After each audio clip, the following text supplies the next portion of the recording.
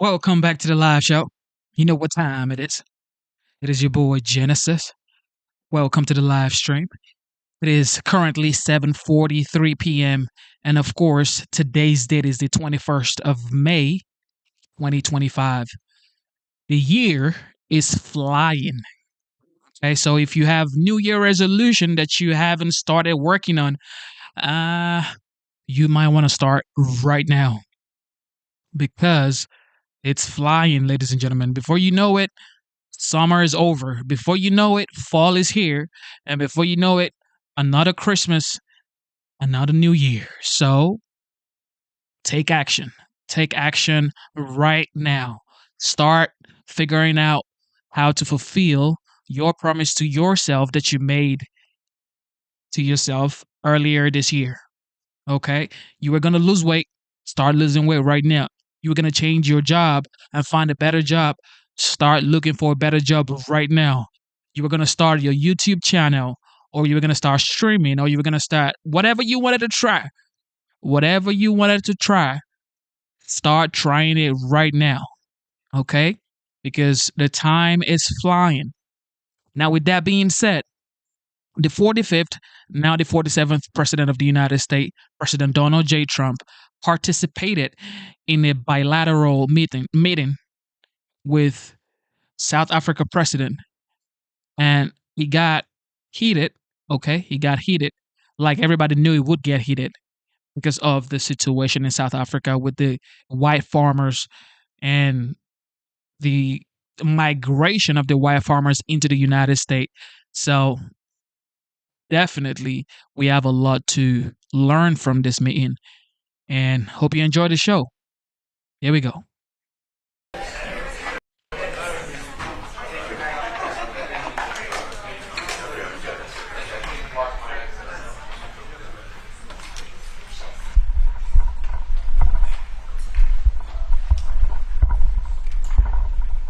Thank you very much, everyone. It's a great honor to be with the President of South Africa, President Ramaphosa, and he is a man who is certainly in some circles really respected, other circles a little bit less respected, like all of us, in all fairness, like all of us. We all like that. We also have a few of my friends. Ernie Els, a great golfer. He's a truly great golfer.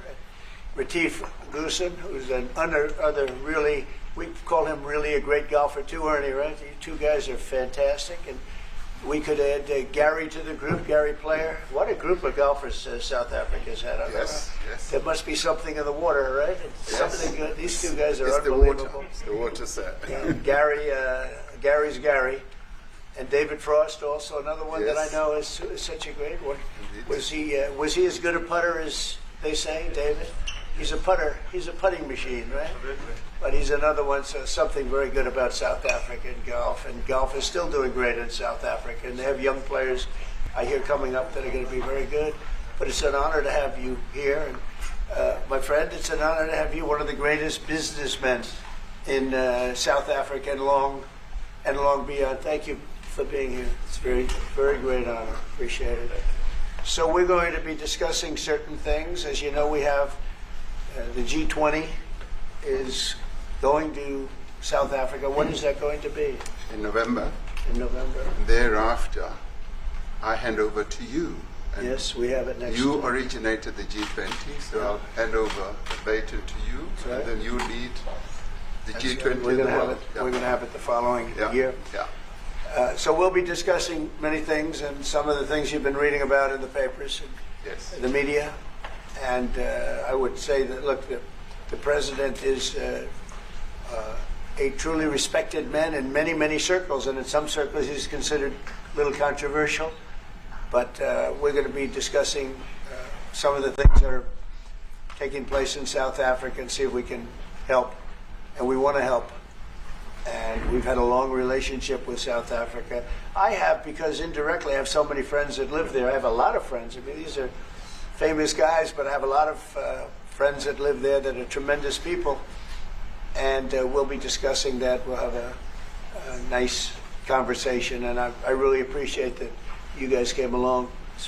It really helps us in our thought process. But it is a great honor to have you, and I appreciate you called. He called. I don't know where he got my number, but I picked up. And he said, "I want to come over and see you." That was my honor, and thank you very much for being here. You're most welcome. Thank you Most very welcome. much. Well, thank you very much for welcoming us to this reformed White House. I've been here before, and it looks really fantastic. I must congratulate you. Thank you.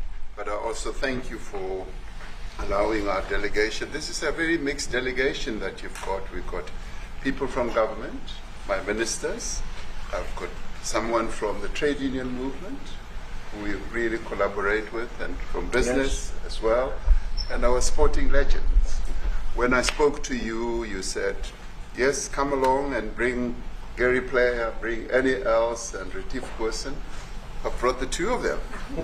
Gary what Player, happened to Gary? I spoke to him, and he said, look, I'm getting rather on in my years, but wishes us luck in this discussion with you. So it's a real joy. And I'd also like to thank you for allowing your people to start discussions with us at the trade level. I mean, we are essentially here to reset the relationship between the United States and South Africa.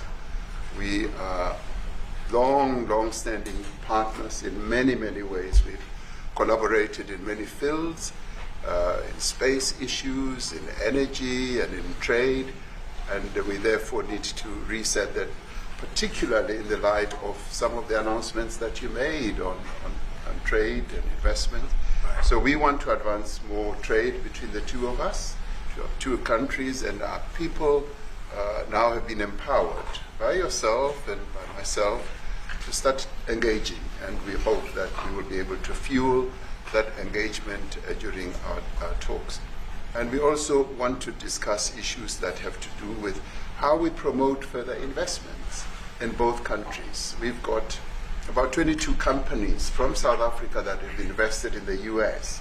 That's creating a number of jobs. And similarly, you've got almost 600 companies that have invested in South Africa, and some of them have been in South Africa for more than 100 years. That's true. So our links are really long-lasting, and we would like to discuss a whole range of issues, geopolitical, the work that you're doing to bring peace around the world, in Ukraine and in the Middle East. So we value that, and we are also a great contributor to peace processes that are going on around the world. And of course, we want to discuss how we can support each other. You are a much bigger economy than we are. We are just a tiny economy, but we rely on each other on a number of issues. We've got critical minerals that you want to fuel the growth of your own economy and reindustrialize.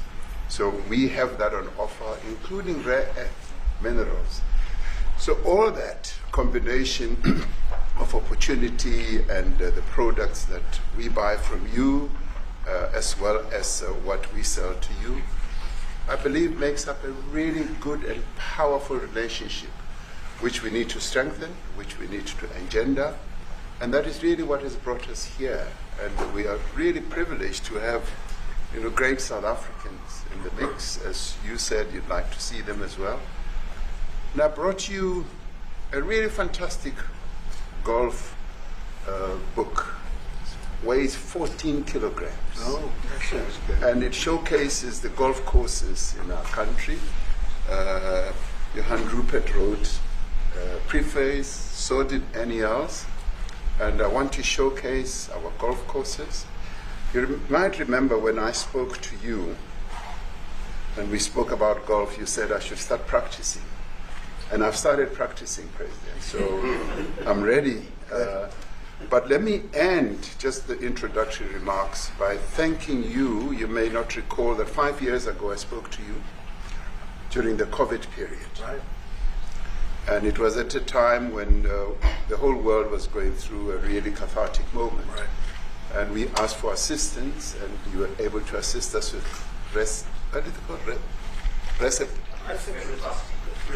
respirators, respirators, and you kept to your word, and you delivered respirators to us. We didn't have as many in our country, and it really helped to to help us deal with COVID. So I'm here also to say thank you and to thank the people of America for having helped us during a really difficult time. Being the small economy that we are, we needed help from around the world.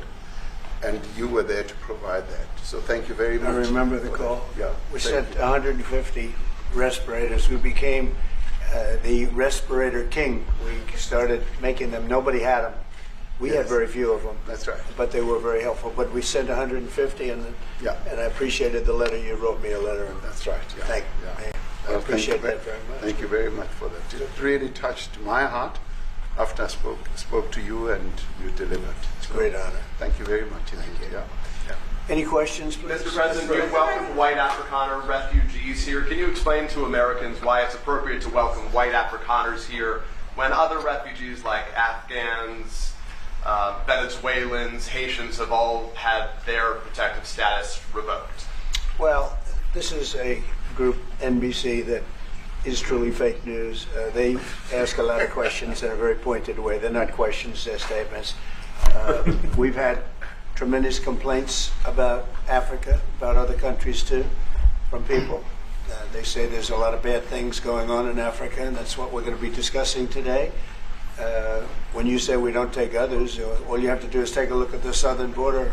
We let 21 million people come through our border, totally unchecked, totally unvetted. They came from all over the world. In many cases, they're criminals. They come from prisons. They come from mental institutions. They come from street gangs. They're drug dealers. So don't say that we didn't take them. We're trying to get them out as fast as we can.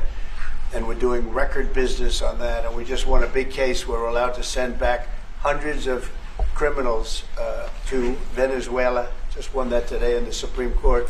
I'm happy to hear. But we do have a lot of people are very concerned with regard to South Africa, and that's really the purpose of the meeting, and we'll see how that turns out. But we have many people that feel they're being persecuted, and they're coming to the United States. So we take from many locations if we feel there's persecution or genocide going on. And we had a lot of people. I must tell you, Mr. President, we have had a tremendous number of people, especially since they've seen this. Generally, they're white farmers, and they're fleeing South Africa, and it's a very sad thing to see. But I hope we can have an explanation of that, because I know you don't want that. It's a kind of a different meeting. Normally we have meetings, we talk about trade, and we'll be talking about trade and other things. But that certainly will be a subject that comes up. Yeah. Yes, please. Yeah, Brian? Thank you very much. I'd like to get your thoughts on Letitia James. Director Polte, according to him, Letitia James says that the alleged mortgage fraud was simply a mistake. I want to get your thoughts on that. She put down that her father was her husband in order, and this is very similar to, I guess, the false attacks they had on you. Well, I don't know what it is currently, but Letitia James, who's the Attorney General of New York State, it seemed, I'm not involved in that at all. I know it's being handled by various groups, I guess, but it's major fraud,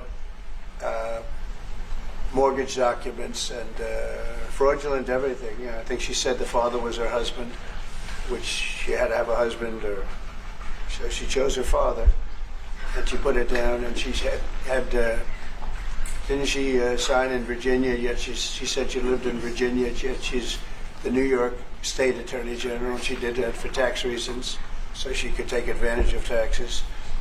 And she had the wrong number of units. She had a much different number, which wouldn't have allowed her to qualify and scam the government. So I don't know. I think she's very bad for New York, but I really don't know too much about it. But I appreciate the question. Yes, sir. Thank you very much. Yes, Mr. President, for you to be convinced that there's no genocide. Please. Thank you, Mr. President.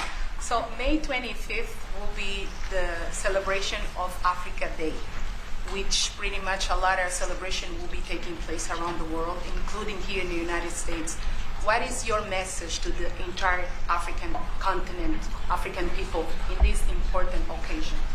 Well, I want to see peace, and I want to see happiness. I want to see health, and you have incredible land. There's tremendous value. A lot of countries don't have that value in the land, the value you have. You know, we have a situation, I think you probably heard about it. We've done, through some very talented people, helped settle a war that's been raging for years, Rwanda and the Congo. And I think we've done it. Believe it or not, I think we've done it. And could you just say a few words about that, my friend?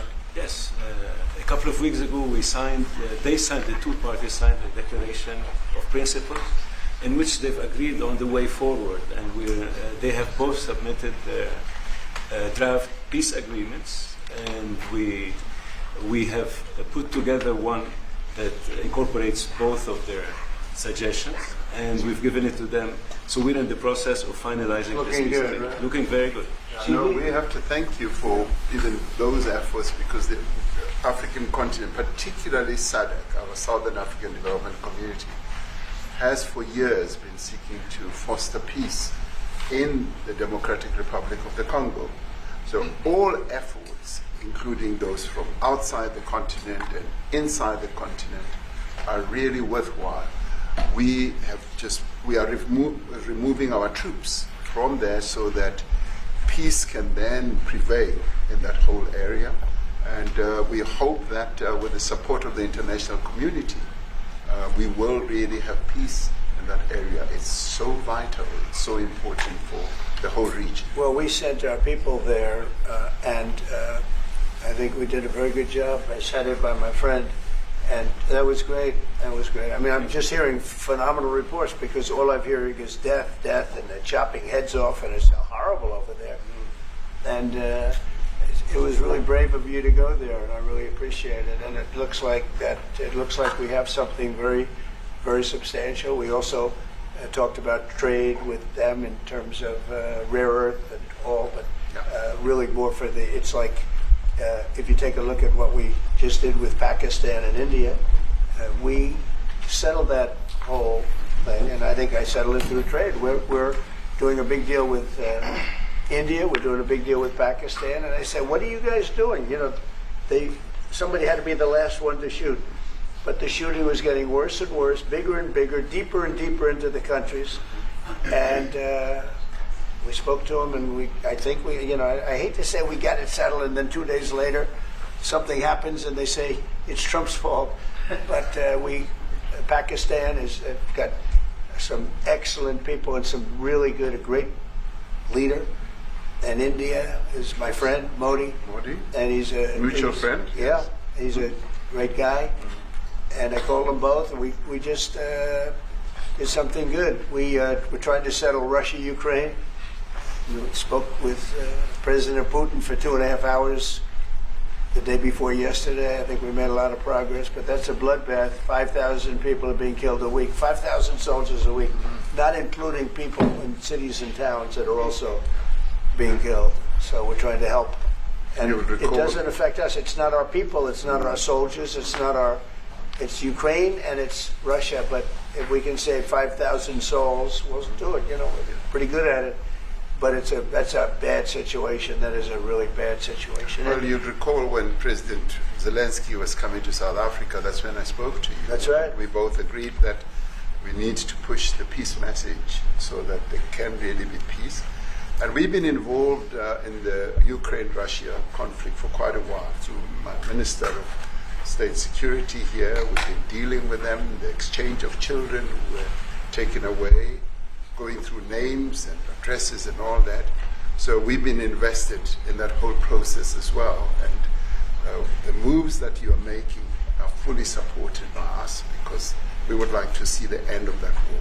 Sure. I called Zelensky, and they said, he's in South Africa. I said, what the hell is he doing in South Africa? He was talking to And us. we got to speak. I said, that's a strange one. I said, what are you doing in South Africa? Yes. That's a strange one. He's trying to make peace. But we're He's doing taking something. him. You know, we were lucky because we had the great Nelson Mandela, who taught us how to create peace, to make peace.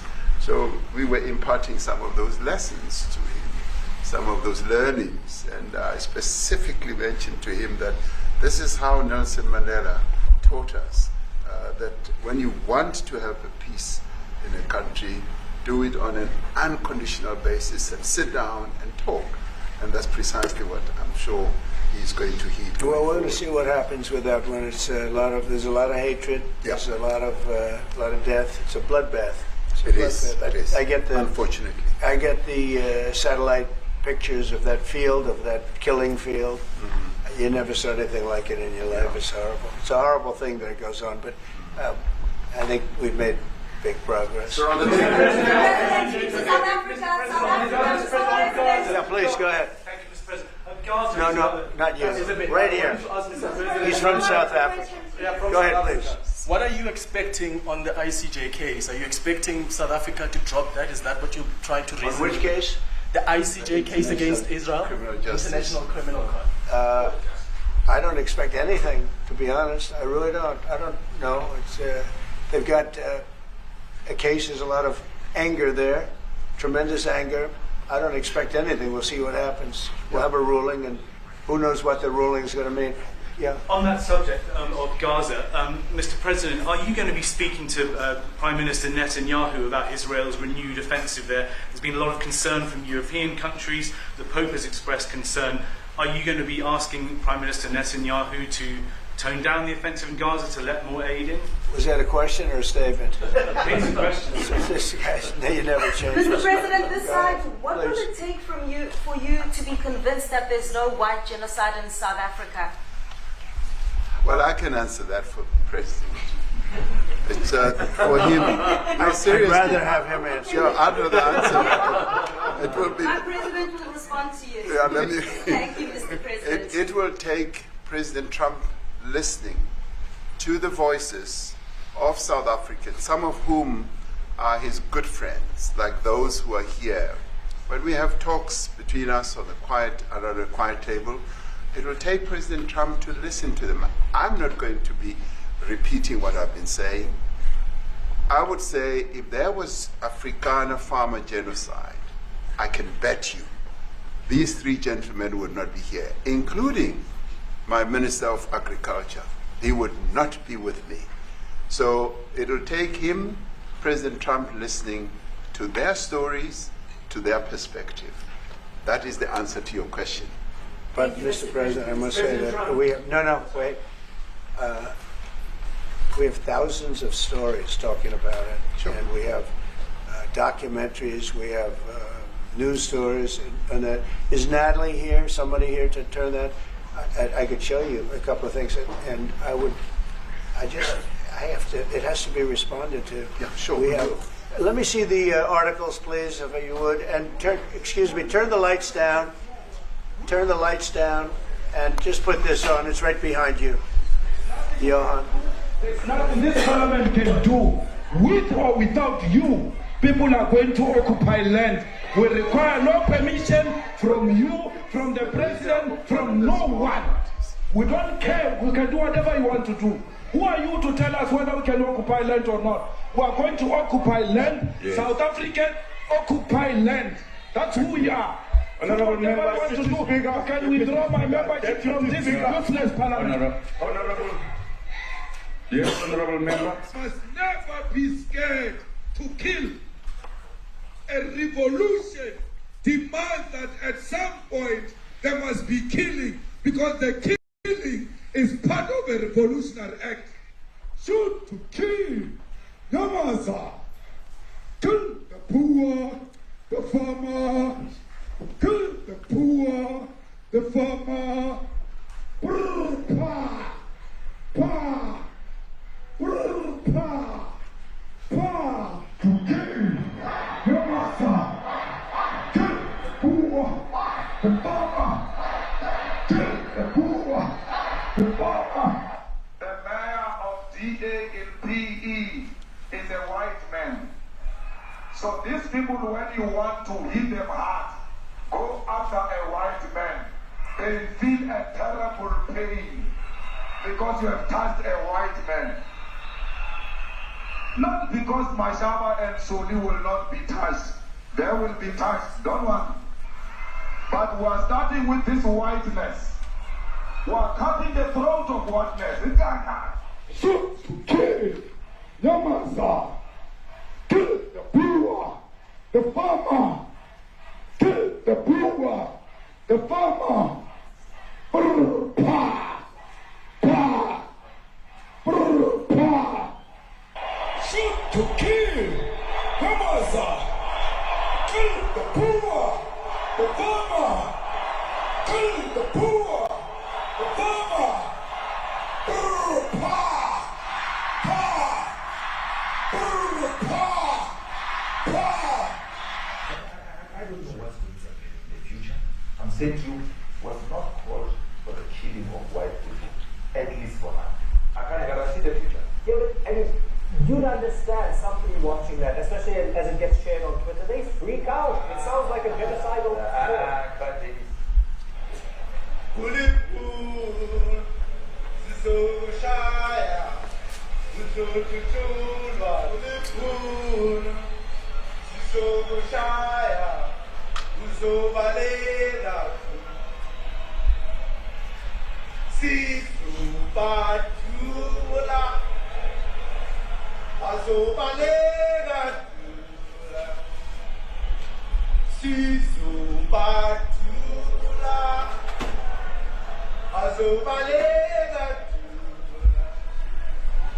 Who will expropriate land without compensation, whether they like it or not. If they object, they can seek refuge in America.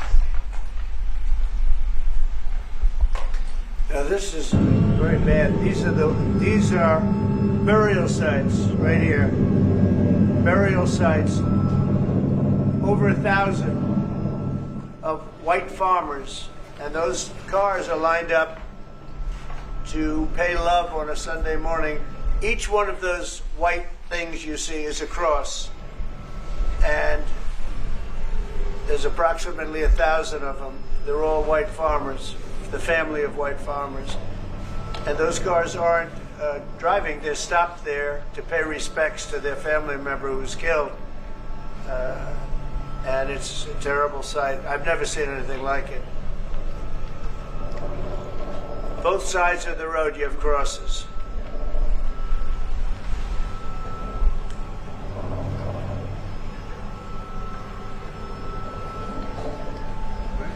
Those people were all killed. Have they told you where that is, Mr. President? No, I'd like to know where that is, because this I've never seen.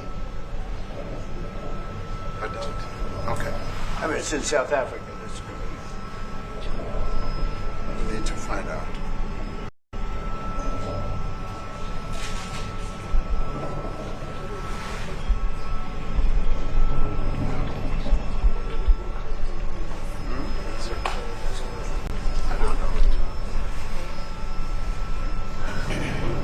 those people.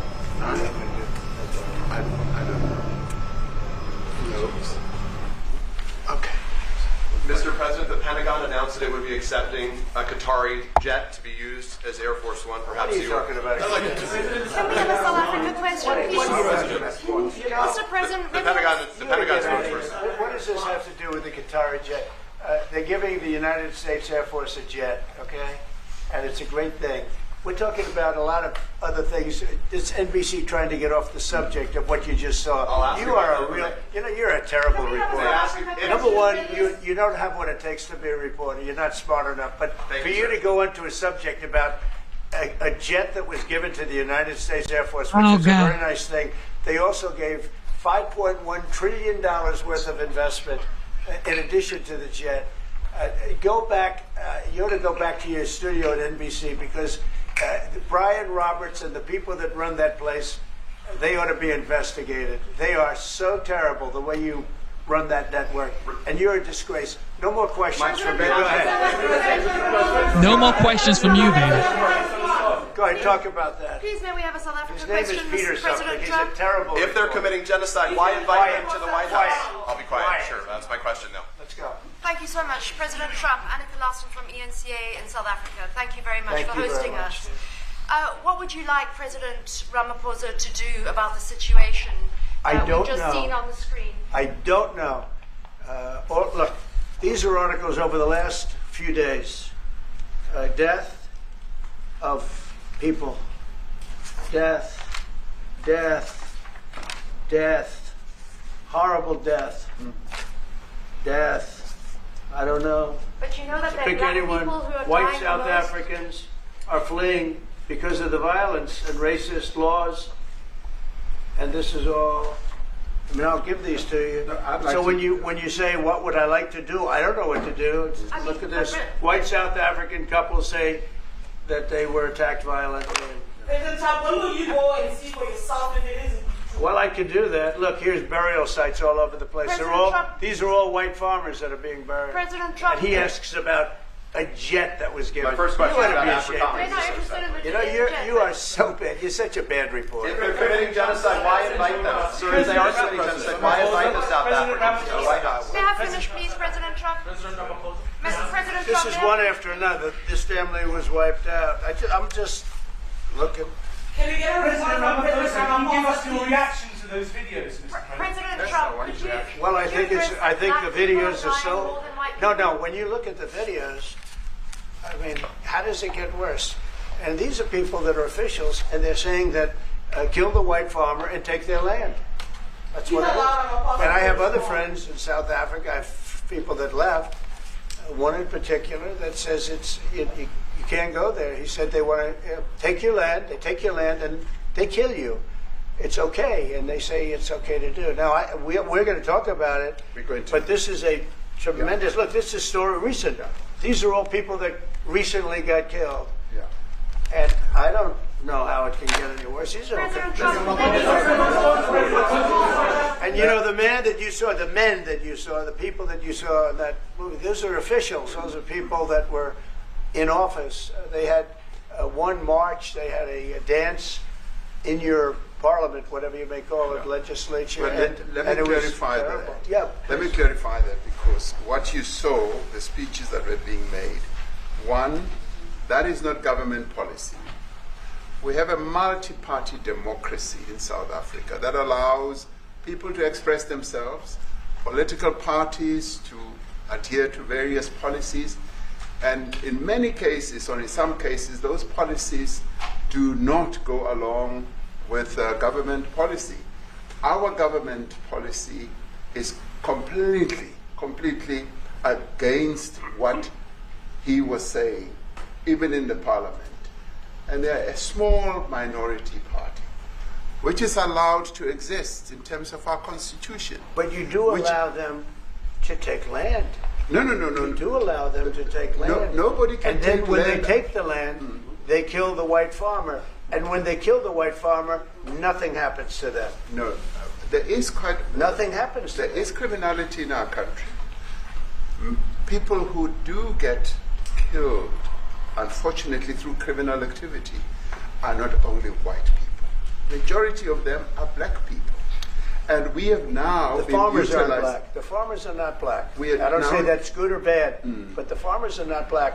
And the people that are being killed in large numbers, and you saw all those grave sites, and those are people that loved ones going, I guess on a Sunday morning, they told me, to pay respect to their loved ones that were killed. Their heads chopped off. They died violently.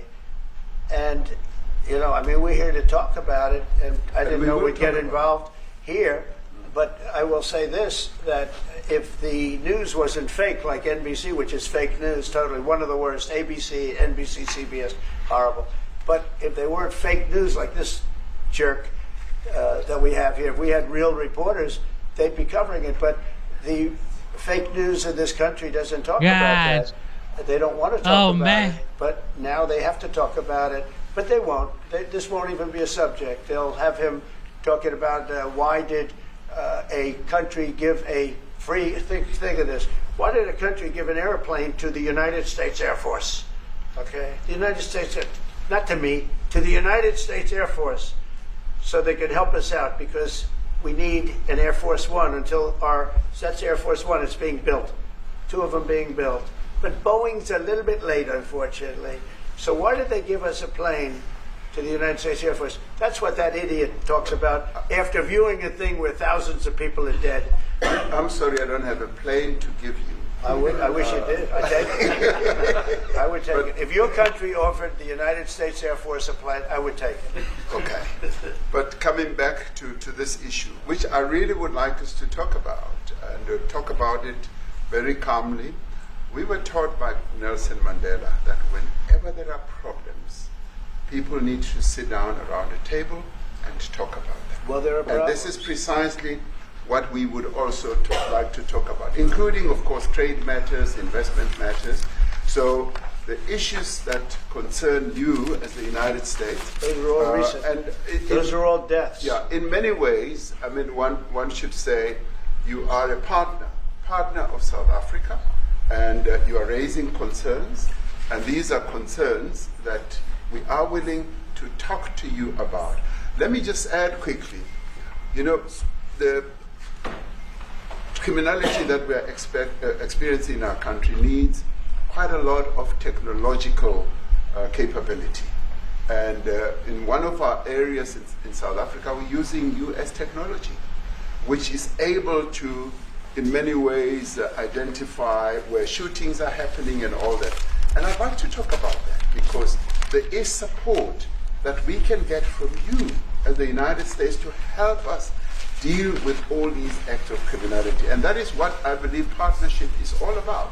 And we are here as a partner so that we can help each other whenever there are challenges. So I'd like us to discuss it, and of course outside of the media, so that we sit down and have a really good discussion that will lead to good outcomes. Are there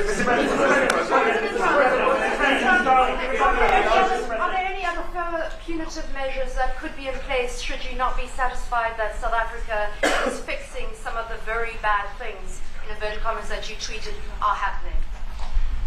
Well, there are a lot of bad things happening in many countries, but this in particular has been very, very bad, And because of we're going to have the whole world watching in another short period of time because you have the G20, and that's a big deal. And it seems like,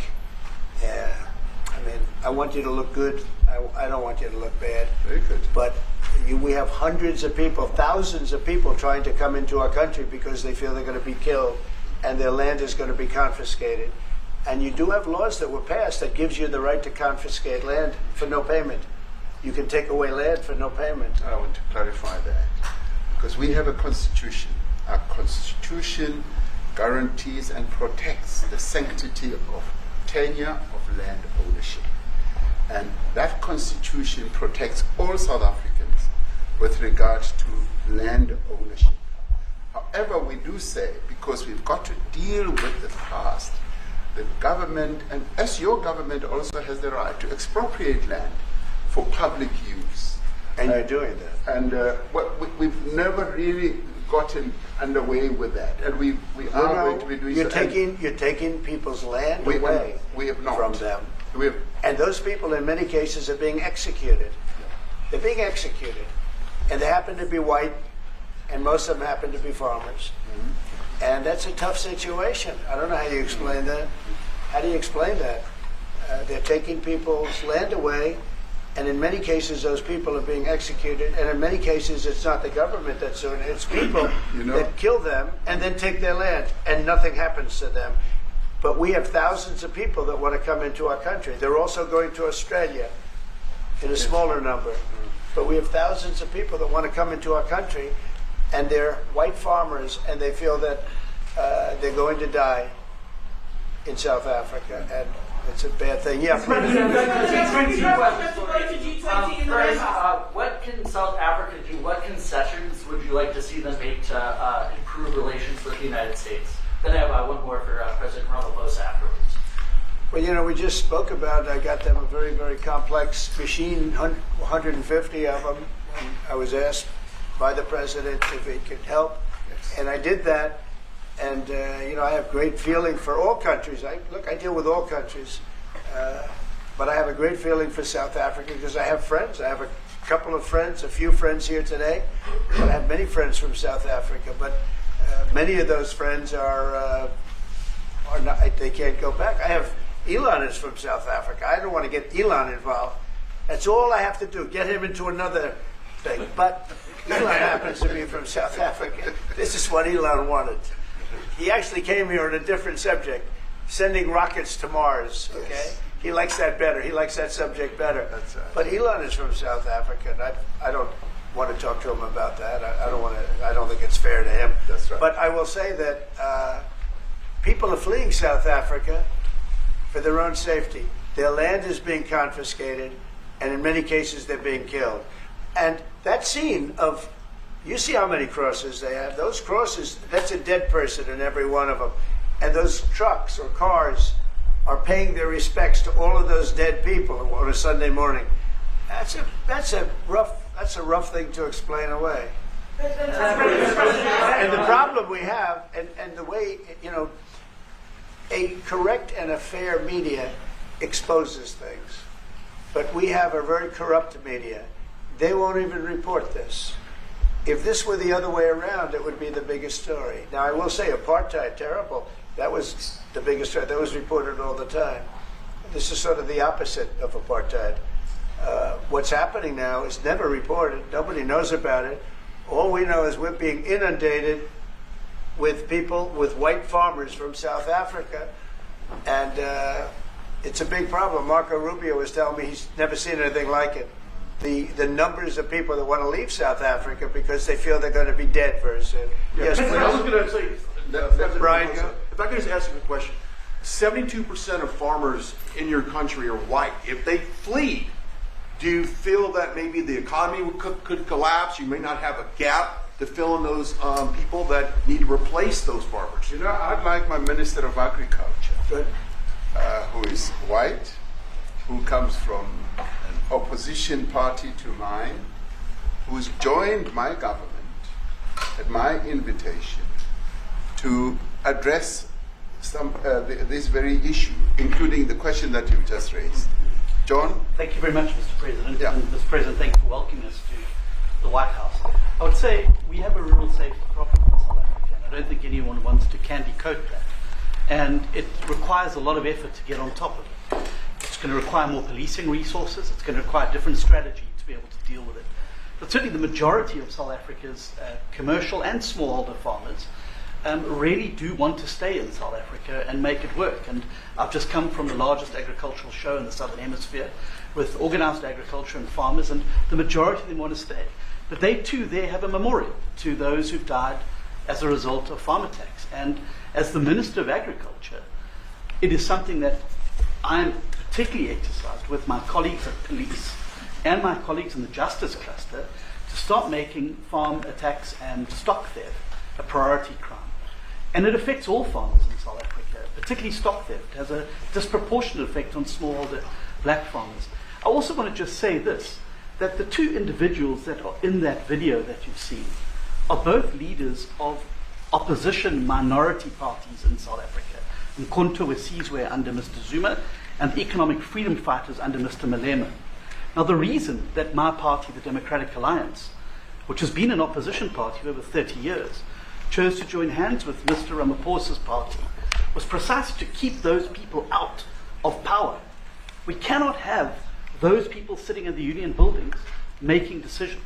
And that is why after 30 years of us exchanging barbs across the floor in Parliament and trying to get one over on each other, we've decided to join hands precisely to keep that lot out of government. Because the day they get in to the doors of the union buildings in South Africa or control of our Parliament, that's what you're going to see.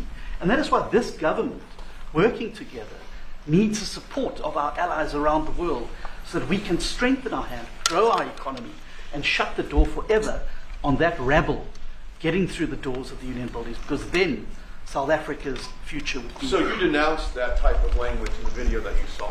Oh yes, we've always done so.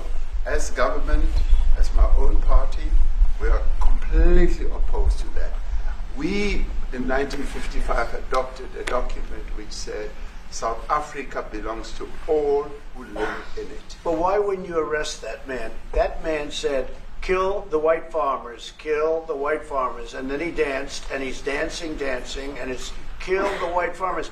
I'm not sure, but I think if somebody got up in Parliament and started saying kill a certain group of people, he would be arrested very quickly.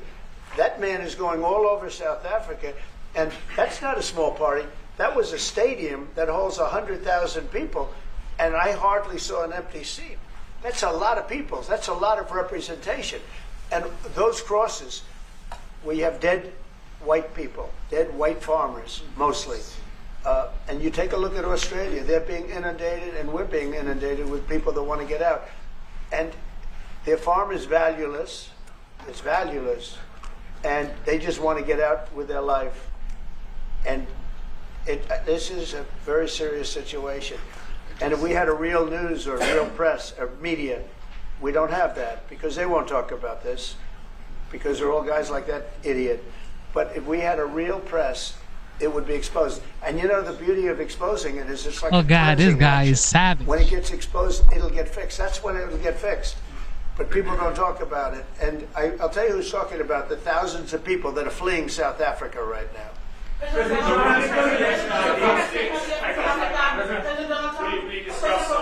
discussed USAID and the devastating impact the cuts are having across the African continent.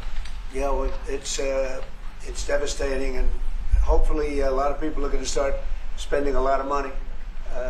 And I've talked to other nations. We want them to chip in and spend money too. And we've spent a lot. And it's a tremendous problem going on in many countries. A lot of problems going on. The United States always gets the request for money. Nobody else helps, as you know. Europe doesn't help. Europe hasn't given anything. All they do is sue our companies. You know, they sue Apple, and they sue all of our companies. Apple had to pay $17 billion on a nonsense lawsuit. Very unfair. But we're going to always be there to help. President, is showing rightly South African broadcasting. If this Afrikaner resettlement issue is resolved, you're going to go into a room after this, you guys are going to talk. If it is resolved, what is the potential for the future-looking relationship? It's fantastic. It's got to be resolved. It should be resolved. It's a little bit bad when you see a stadium with 100,000 people in it, because that means it's more than just a little movement. It's a pretty big movement in South Africa. So it has to be resolved. It'll be the end of the country if it's not resolved. But is there potential for the relationship moving forward? I hope so. That's why I'm here. I mean, I'm not here for my health. I'm here to see if we can do something. No, I'd like to see. I have friends. I can tell you, Ernie Els and Retief Goosen, they feel so strongly they wanted to be here on behalf of South Africa, not on behalf of me. And, you know, they said, can we be here for this? Because they love the country. Ernie, do you guys want to say a couple of words or anything? I hate to put you in this. This is tougher than sinking a 3-footer. Which they have, and they've sank many 3-footers. Thank you, Mr. President. And thanks for the honor of being here. We've known each other a long time. We have spoken. You know, we're proud South Africans. I still have my South African passport. You know, we travel with this passport, you know, and I got my visa here. So, you know, but we want to see things get better in our home country. And that's the bottom line. It's been 35 years since the transition. President Ramaphosa was right in the middle of the transition time in 1990 and before that. So it's been 35 years of ANC government, and I know there's a lot of anger, you know, through the transition. There was also a lot of stuff happening in the apartheid days. You know, we grew up in the apartheid era, but I don't think two wrongs makes a right. You know, President Mandela, when he came out of prison for all that time, didn't come out with hatred, you know, and really unified our nation through sport. You know, we won the Rugby World Cup in '95. 4 times. We won the African Nations Cup, soccer. You know, we won some majors as golfers and so forth. So what I'm trying to say is, you know, this has been a long time coming. That's why we really wanted to meet you, meet the administration, and see our way forward. because we still want to see our country flourish. You know, we've got some great things going on. Business is getting involved with government. Farmers are getting involved in local municipalities, trying to rebuild some of the infrastructure that's been decaying for a long time. So there's a lot of coexistence going on and help from a lot of areas.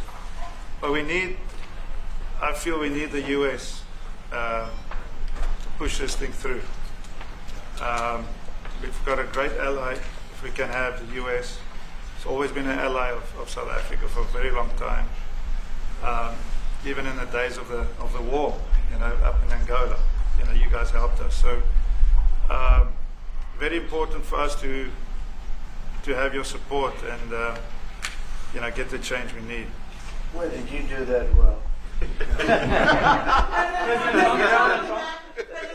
might have done that even better than he plays golf, which is almost impossible. Johan, please. Mr. President, if you had to wind all of those tapes properly, you will see I'm the biggest target of that rabble-rouser. Number one for over 10 years, Mr. Malema. In fact, the first time I met him, he was in the youth league with that gentleman, and look how he's changed. Right. We have too many deaths, but it's across the board. It's not only white farmers, it's across the board. And we need technological help. We need Starlink at every little police station. We need drones. I actually got drones donated for the peace parks to stop elephant and rhino poaching. And his predecessor stopped the importation because he said the United States would spy on us. I mean, US SpaceX, the ridicule. So if you can help us. Remember, sir, you and I lived in New York in the 70s. We never thought New York could be what it became. 2 commissioners, a tough mayor. We need your help to stop this awful killing. But it's across the board. Ernie is right now building a house in George.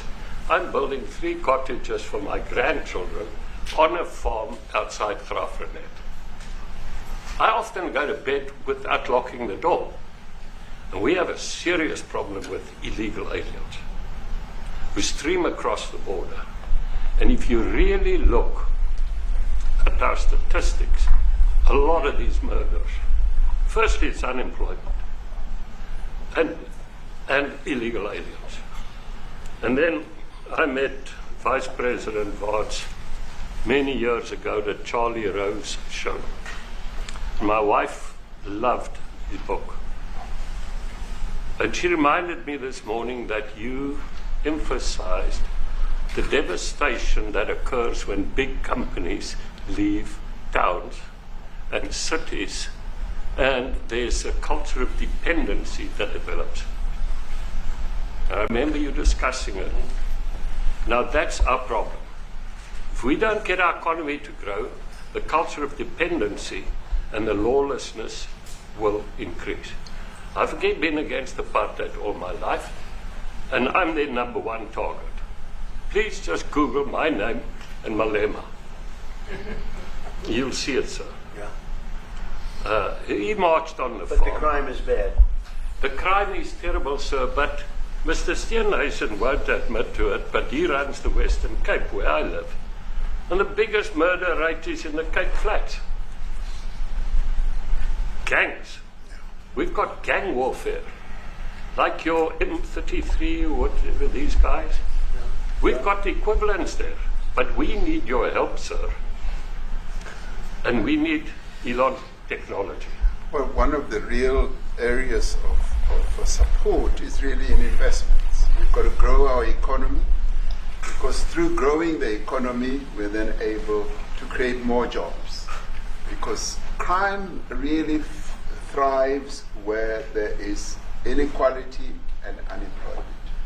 And that is one of the reasons that has brought us here to improve our investment relations, our trade relations, so that we can preserve the number of jobs that your companies have created in South Africa. By virtue of what we export to you, we are able to create up to 500,000 jobs in the auto industry, in the agricultural industry, and a number of other industries, mining, where we export things to you. And we also know that as South African companies invest here, you are also able to create jobs. So it's a mutually beneficial relationship. So our main real reason for being here is to foster trade and investment so that we are able to grow our economy with your support, and so that we are also able to address all these societal problems, because criminality thrives when people are unemployed, when they have no other hope to eke out a living. So that is what we need to resolve, and your support, your partnership with us is what is really going to give us a strong capability to move forward. President Trump, excuse me, do you have anything to say? I mean, I don't want to leave you out. You know, the guy won 3 or 4 majors. 3 or 4? No, only 2. 2. That's a lot. By the way, 2's a lot. A lot of tournaments you won too. You have anything to say? Yeah, thank you, Mr. President. President Ramaphosa. I grew up in an area in South Africa that is a farmland area, Polokwane. Yeah. And there is some issues up there. Obviously, my dad was a property developer as well as a part-time farmer. And yeah, some of these buddy farmers got killed. The farm is still going. My brothers run it. But it's a constant battle with farms they're trying to burn the farms down to chase you away. So it is a concern to try and make a living as a farmer. And at the end of the day, you know, without farmers, there's no food on the plate. So we need the farmers to produce the food. Farming, right? He wouldn't do it. He wouldn't even want to do what you're doing, right? They love farming. They don't want to leave. But it's a struggle. Yeah, and you know, food and fresh water is the most important thing in life. You know, without those 2 things, we can't survive. How is the water there? The water is great. Obviously, all the water comes out of the borehole, out of ground for us down there. But yeah, it is a battle to get the water out sometimes when all the equipment gets stolen all the time that you're trying to get the water out. So does your family and your brother, do they feel safe on the farm? They live behind electric fences, you know, try and be at night safe. But it is constant whenever you leave that something could happen. And there's nowhere to live. You know, both of them has been attacked in their houses. My mom's been attacked in her house when she was 80. So it is difficult. But you know, the guys live a great life despite everything going on. Something. President Trump, I brought along the president of the largest trade union in our country, Ziggy Solosi, because she leads many workers, more than 1 million, 2 million workers, and maybe we should give her a chance to say something, because she's come all the way to join us. Thank you very much, Mr. President Trump, for having us, and President for extending the invitation to us as organized labor.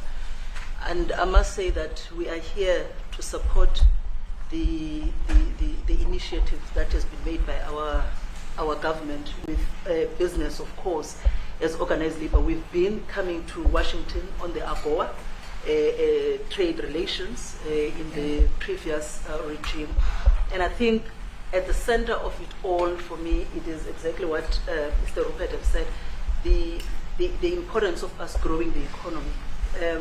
We have always emphasized when we were here and kept on coming and negotiating on AGOA that the 600 US companies that are based in South Africa, as you said, President Ramaphosa, 500,000 jobs will be wiped out. We need more foreign direct investment in our country. We are not just talking about those that will lose employment, but we are talking about over 40% of people that are unemployed, that have no hope of ever finding a job. And we think that, correctly, as they have said, that we need to deal with the issue of porous borders, in our country, so that everyone that comes in is documented. We also need to, and I would have thought that the minister would address the issue of land expropriation and how the policy works in South Africa. Recently, President, as you were preparing to come here on the news, in, I think it was in Natal, there was a handover of farms, and white farmers were saying, we are donating the land, but also there is a willing buyer, willing seller in South Africa. So there is no, the government is even paying more in buying the land than what the land is worth of. And I think those are the realities, President, that we must say that we need to address, of course, but also the importance of agriculture linked to AGOA. People rely on it, and I think, as Retief have said, for survival and living. But lastly for me, President, is also the issue of the crime statistics. There is no doubt about it that we are a violent nation, for a number of reasons, and we're not condoning anything. But also if you go into the rural areas where black majority are, you would see women, elderly, being raped, being killed, being murdered, and these are black elderly women that would be found throat slits, raped multiple times, and all of that. And the problem in South Africa, it is not necessarily about race, but it is about crime. And we think that we are here to say, how do we, both nations, work together to reset, to really talk about investment, but also help us in how we can have the technology and everything that is needed, President, to really address the levels of crime that we have in our country. Thank you very much. Thank you. Genocide is a very strong word. I'm wondering if you've made up your mind as to whether you believe genocide is occurring in South Africa, or you still have doubts. And if you have made up your mind, why invite President Ramaphosa here today for this conversation? Well, I haven't made up my mind. I hate to see it from the standpoint of South Africa, but also, I'm trying to save lives. I'm working with Russia and Ukraine. I don't have to do that. It's not our war. It was started by other people. It was helped along by our past administration, and it would have never happened if I were president. But I'm trying to save lives, no matter where. Rwanda, I have nothing to do with Rwanda and the Congo, but I felt I had a very talented person in this administration, and I sent him there, and he did an unbelievable job, I think. I mean, we're going to find out, but he's done the hardest part of the job. It should happen. If I can save lives, I want to save the lives. If it's in Africa, that's great. If it's in Europe, if it's wherever it may be. And it's a very small investment to do, believe me, compared to what the consequences are. So I hope we can do something. Look, I have so many friends. These two men, I have great admiration for them because I know what they do for a living. And that's a very hard living.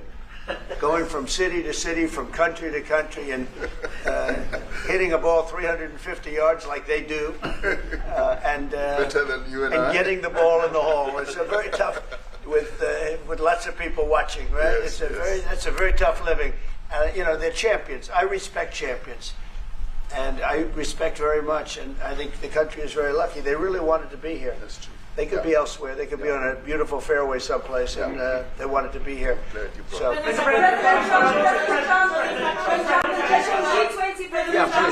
name is Yanda Mhobo from Newsroom Africa in South Africa.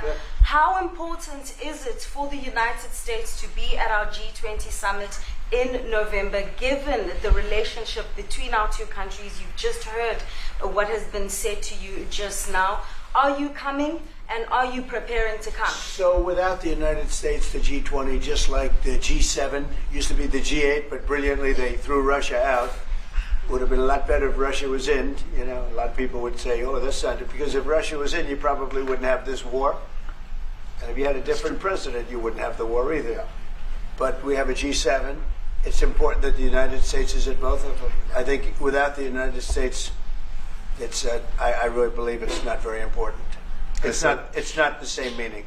As I said to President Trump, he U.S. really originated the G20. And it's important that the United States continues to play a key role in the G20, and we are privileged to be the president of the G20, but we are even overjoyed that we are going to hand over to the United States, who are the originators. And for that reason, I expect the United States to continue playing the leadership role in the G20 together with other countries. And I've said when I initially spoke to President Trump on the phone, I want him to come to South Africa for a state visit, and I also want him to come and participate in the G20. And I want to gladly hand over to President Trump to take the leadership of the G20 forward in November. Thank you very much. Thank you very much. The legendary 45th, now the 47th President of the United States. We just heard him with the President of South Africa. And of course, the President is trying to say, you know what, have you seen what happened in South Africa? But the media wanted to change the dynamics. Everybody, thank you for tuning in. Check this out. CNN is going to twist it for the liberals. Check it out. What would you like President Ramaphosa to do about the situation that we've just seen on the screen? I don't know. Look, these are articles over the last few days. Death of people. Death. Horrible death. Death. I don't know. To pick anyone, white South Africans are fleeing because of the violence and racist laws. And this is all. We have a multi-party democracy in South Africa that allows people to express themselves, political parties to adhere to various policies, and in many cases, or in some cases, those policies do not go along with government policy. Our government policy is completely against what he was saying, even in the parliament. And they're a small minority party, which is allowed to exist in terms of our constitution. But you do allow them to take land. No. You do allow them to take land. Nobody can and take then when land. they take the land, they kill the white farmer. And when they kill the white farmer, nothing happens to them. No, there is nothing happens to them. There is criminality in our country. People who do get killed, unfortunately through criminal activity, are not only white people. Majority of them are black people. And we have now been utilized. The farmers are not black. I don't say that's good or bad, but the farmers are not black.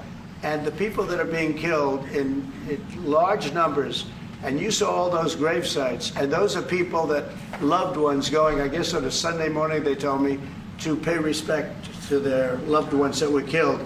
Their heads chopped off. They died violently. And, you know, I mean, we're here to talk about it, and I didn't know we'd get involved here.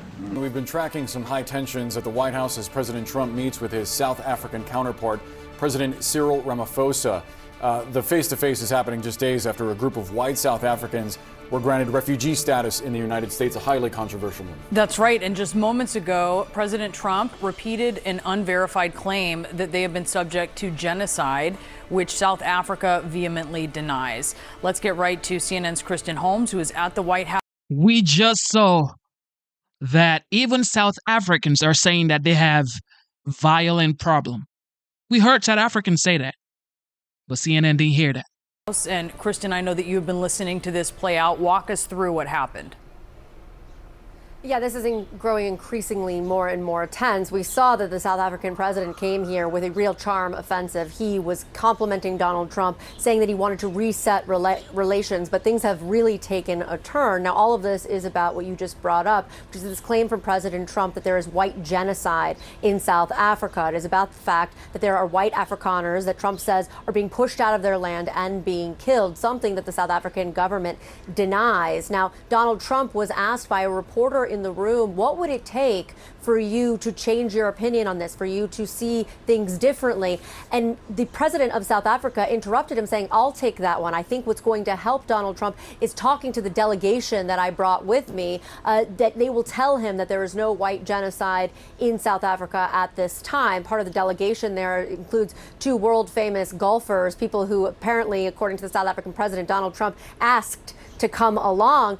Then, in what appears to be somewhat of an ambush, because they were clearly prepared for it, the White House, Donald Trump asks them to dim the lights, and they play a video, which they say is a documentary or news clips that show that there is white genocide. Now, just moments ago, when you guys came on the air, there was an official from South Africa trying to explain what was being seen in that video, saying that these are members of an opposition party, that this is not the government that is calling for the death of white farmers or for the death of white Afrikaners in South Africa. But this is clearly growing more and more tense. And I can tell you, I mean, this was a man, the president of South Africa, who came prepared to court Donald Trump, but I don't think he came prepared for this. He knew exactly what to say in terms of trying to ingratiate himself with the president. He talked about how they brought him a book of all of his big golf courses, how he's been taking lessons on golfing because Donald Trump told him to, that he brought these two world famous golfers with him,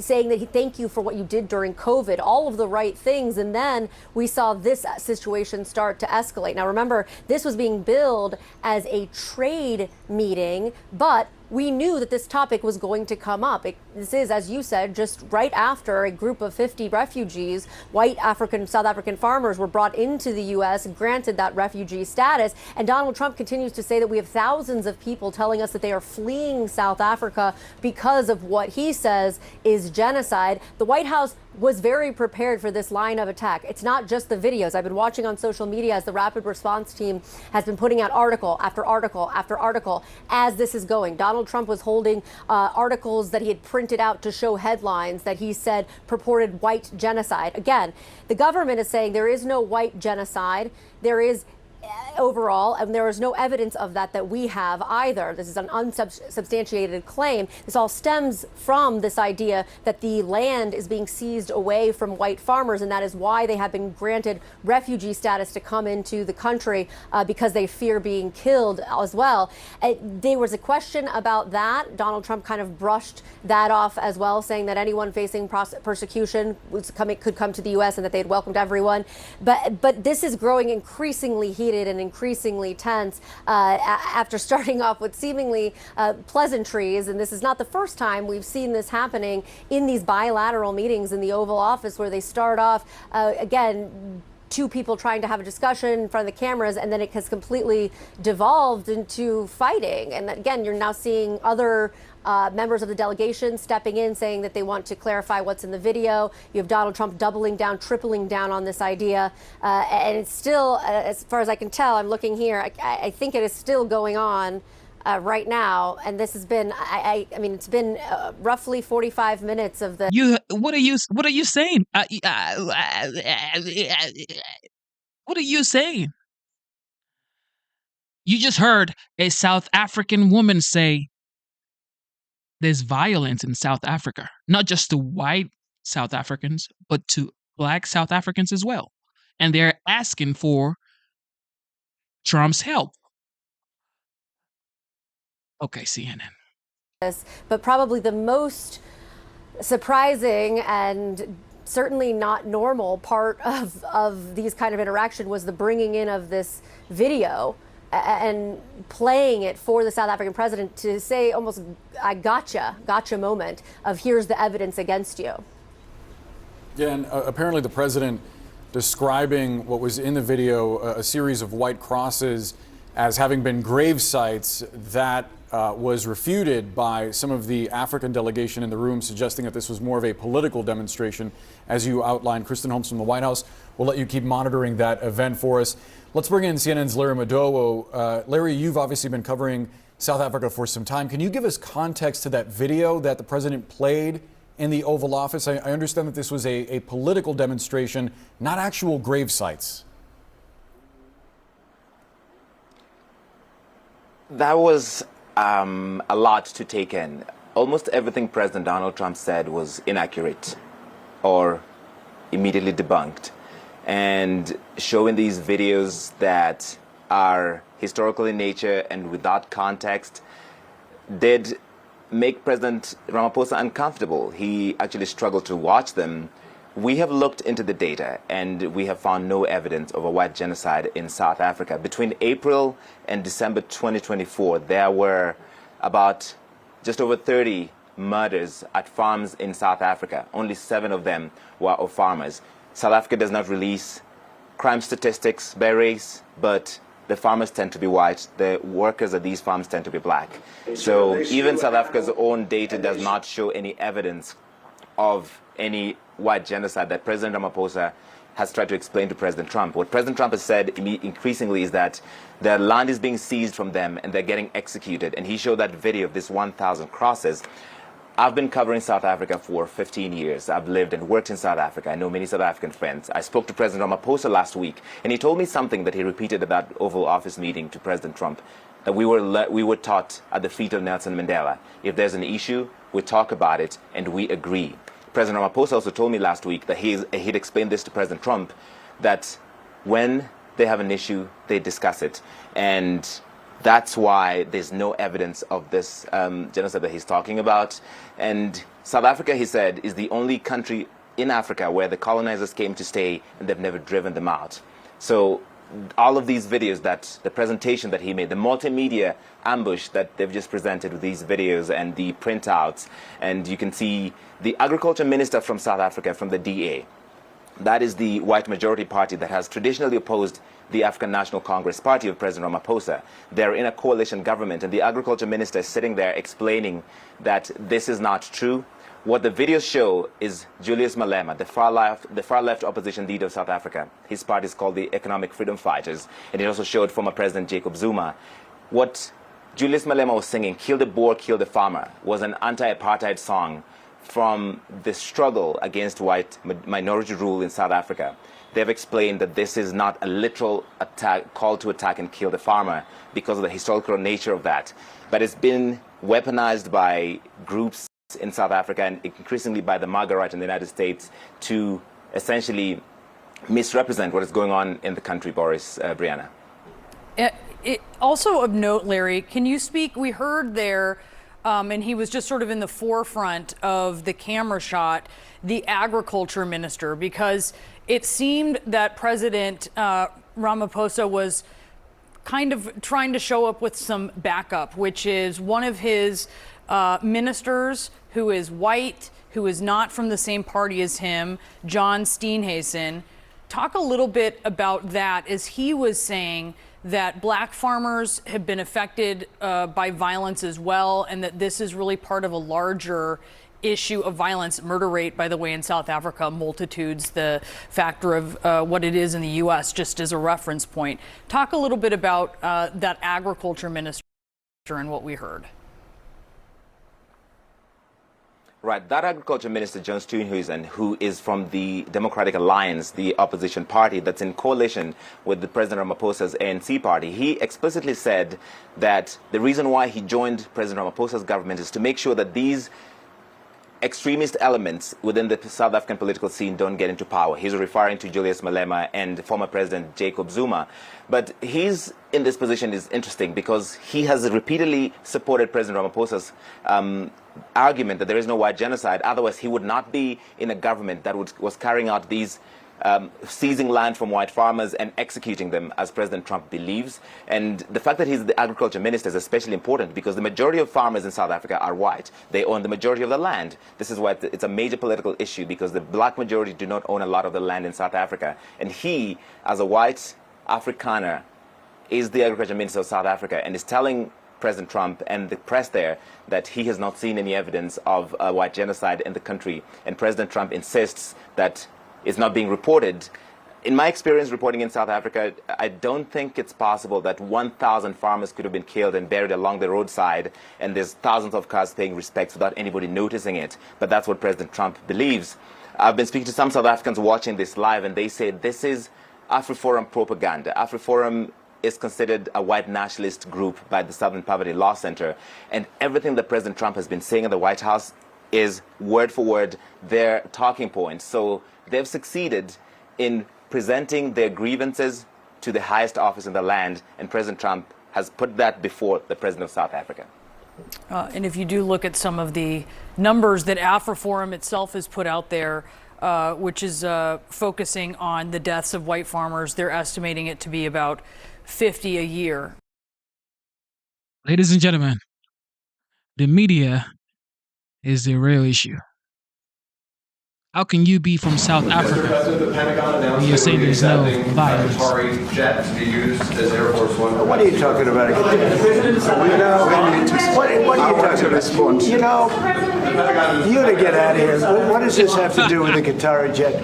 They're giving the United States Air Force a jet, okay? Oh, man. And it's a great thing.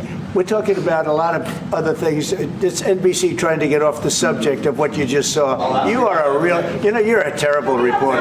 Number one, you don't have what it takes to be a reporter. You're not smart enough. But for you to go into a subject about a jet that was given to the United States Air Force, which is a very nice thing, they also gave $5.1 trillion worth of investment in addition to the jet. Go back, you ought to go back to your studio at NBC, because Brian Roberts and the people that run that place, they ought to be investigated. They are so terrible the way you run that network, and you're a disgrace. No more questions from you. Go ahead. Go ahead, talk about that. His name is Peter something. He's a terrible reporter. Quiet. Let's go. Thank you so much. President Trump, Anna Disaster from ENCA in South Africa. Thank you very much. Thank you very much, Steve. What would you like President Ramaphosa to do about the situation that we've just seen on the screen? I don't know. Look, these are articles over the last few days. Death of people. Death. Horrible death. Death. I don't know. But you know that To pick anyone, white South Africans are fleeing because of the violence and racist laws.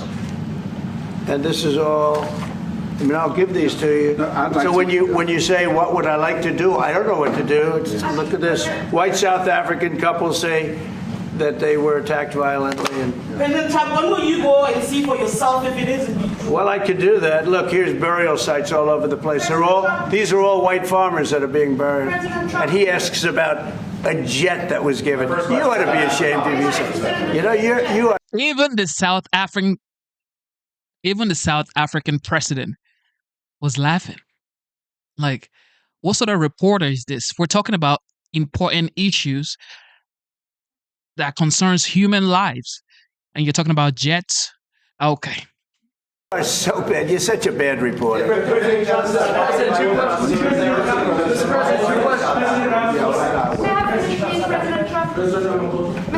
This is one after another. This family was wiped out. I'm just looking. Can we get a report from President Ramaphosa? Your reaction to those videos, Mr. President Trump. Well, I think the videos are so. No. When you look at the videos, I mean, how does it get worse? And these are people that are officials, and they're saying that kill the white farmer and take their land. That's what. And I have other friends in South Africa. I have people that left. One in particular that says you can't go there. He said they want to take your land. They take your land and they kill you. It's okay, and they say it's okay to do. Now we're going to talk about it. But this is a tremendous look. This is a story recent. These are all people that recently got killed. Yeah. And I don't know how it can get any worse. These are. And the men that you saw, the people that you saw in that movie, those are officials. Those are people that were in office. They had one march. They had a dance in your parliament, whatever you may call it, legislature. Well, let me clarify that. Yeah, let me clarify that, because what you saw, the speeches that were being made, one, that is not government policy. We have a multi-party democracy in South Africa that allows people to express themselves, political parties to adhere to various policies, and in many cases, or in some cases, those policies do not go along with government policy. Our government policy is completely against what he was saying, even in the parliament. And they're a small minority party, which is allowed to exist in terms of our constitution. But you do allow them to take land. No. You do allow them to take land. Nobody can take land. And then when they take the land, they kill the white farmer. And when they kill the white farmer, nothing happens to them. No, there is nothing happens. There is criminality in our country. People who do get. I think we should play that part for the CNN reporters. He just said that there's criminality in our country. This is a South African president admitting to the fact that they have criminality in South Africa. Okay, CNN didn't watch that part. Killed, unfortunately, through criminal activity are not only white people. Majority of them are black people. And we have now the farmers are black. The farmers are not black. I don't say that's good or bad, but the farmers are not black. And the people that are being killed in large numbers, and you saw all those grave sites, and those are people that loved ones going, I guess on a Sunday morning, they told me, to pay respect to their loved ones that were killed. Their heads chopped off. They died violently. And you know, I mean, we're here to talk about it, and I didn't know we'd get involved here. But I will say this, that if the news wasn't fake, like NBC, which is fake news, totally, one of the worst, ABC, NBC, CBS, horrible. But if they weren't fake news like this jerk that we have here, if we had real reporters, they'd be covering it. But the fake news in this country doesn't talk about that. They don't want to talk about it, but now they have to talk about it. But they won't. This won't even be a subject. They'll have him talking about why did a country give a free, think of this, why did a country give an airplane to the United States Air Force? Okay? The United States, not to me, to the United States Air Force, so they could help us out, because we need an Air Force One until that's Air Force One, it's being built. 2 of them being built. But Boeing's a little bit late, unfortunately. So why did they give us a plane to the United States Air Force? That's what that idiot talks about after viewing a thing where thousands of people are dead. I'm sorry, I don't have a plane to give you. I wish you did. I'd take it. I would take it. If your country offered the United States Air Force a plane, I would take it. Okay. But coming back to this issue, which I really would like us to talk about, and talk about it very calmly.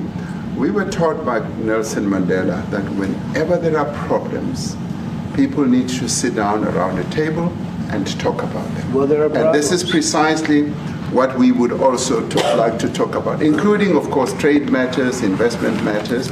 So the issues that concern you as the United States, those are all recent. Those are all deaths. Yeah, in many ways, I mean, one should say you are a partner of South Africa, and you are raising concerns, and these are concerns that we are willing to talk to you about. Let me just add quickly, you know, the criminality that we are experiencing. Fact is, South Africa needs Starlink. They need Starlink in their police stations. They need Starlink. So they need Elon Musk. Elon Musk is a South African. He was born in South Africa. So they need Starlink.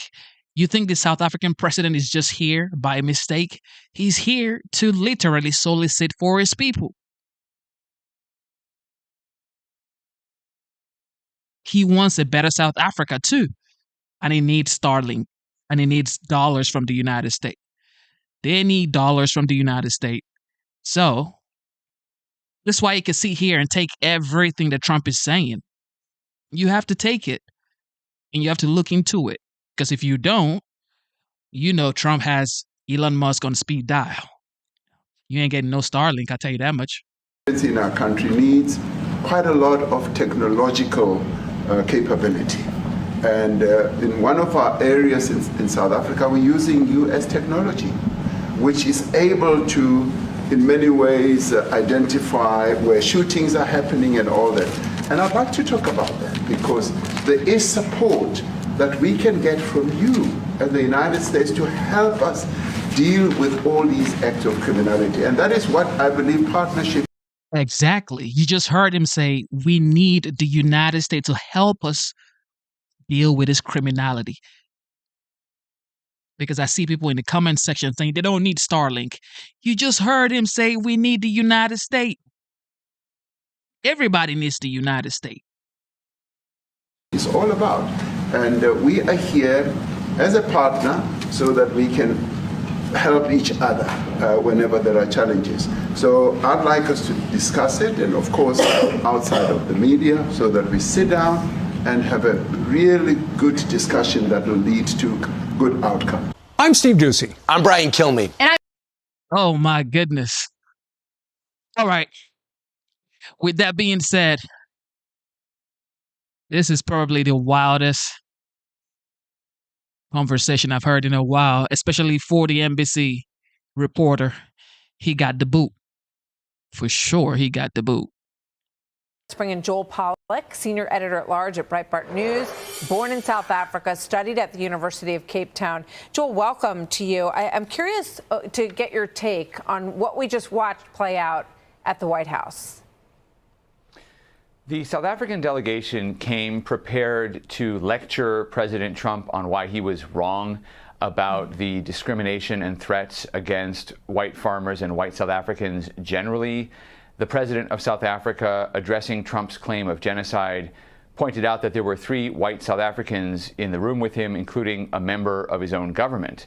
Trump then put on the video that you just saw an excerpt of, and it is a video of a prominent South African leader, Julius Malema, who leads one of the major opposition parties, calling for the murder of farmers, chanting, "Kill the farmer, shoot to kill," being joined in that chant by stadiums full of supporters.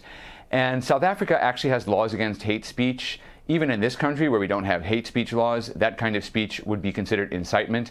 But as Trump pointed out, nothing was being done about that. And South Africa has laws, including one recently signed by Cyril Ramaphosa himself, that allow the taking of property without compensation. There are also racially discriminatory laws that affect white South Africans and other minority groups within South Africa. So Trump showed the South African president to his face the evidence that the South African president was trying to deny with this nakedly racial appeal, and it was very effective. Yeah, you know, at one part, so after this very dramatic video plays, and then, you know, they go back and forth over the elements of it, and you see the pushback from the South African president about what is that? You know, I'm not aware of this area with these white crosses, but as soon as this very dramatic video ended, Peter Alexander from NBC piped in, "Tell me about the Qatari jet. Are you going to accept it?"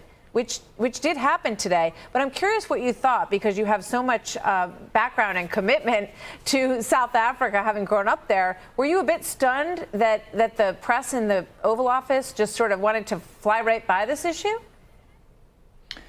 Well, there's that old saying, read the room. Everybody in the room, whether South African journalists or American journalists, everybody was hanging on every word coming from either of the 2 leaders, because that confrontation was the most important thing to happen to South Africa since apartheid ended 31 years ago. Trump was forcing a conversation about the progress South Africa has made or hasn't made. He was forcing a conversation about where U.S.-South Africa relations are. And in waltzes this other journalist with his question about a Qatari plane.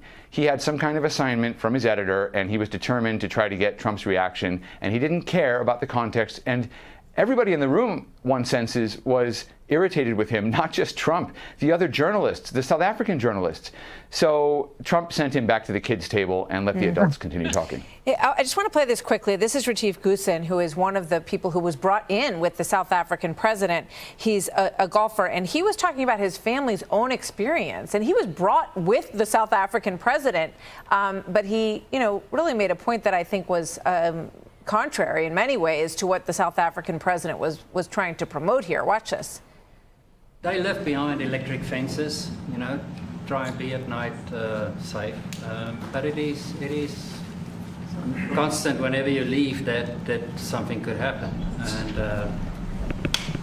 there's nowhere to live. You know, both of them has been attacked in their houses. My mom's been attacked in her house when she was 80.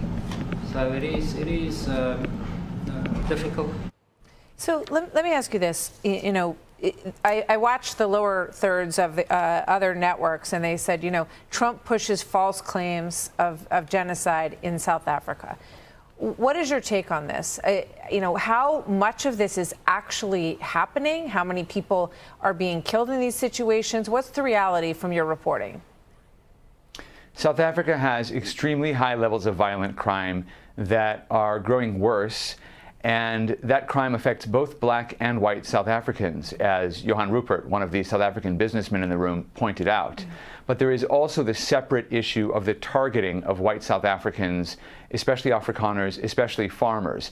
And many South Africans believe that it is a deliberate act to target those farmers, and they hear the rhetoric of Julius Malema, who Trump put on that video.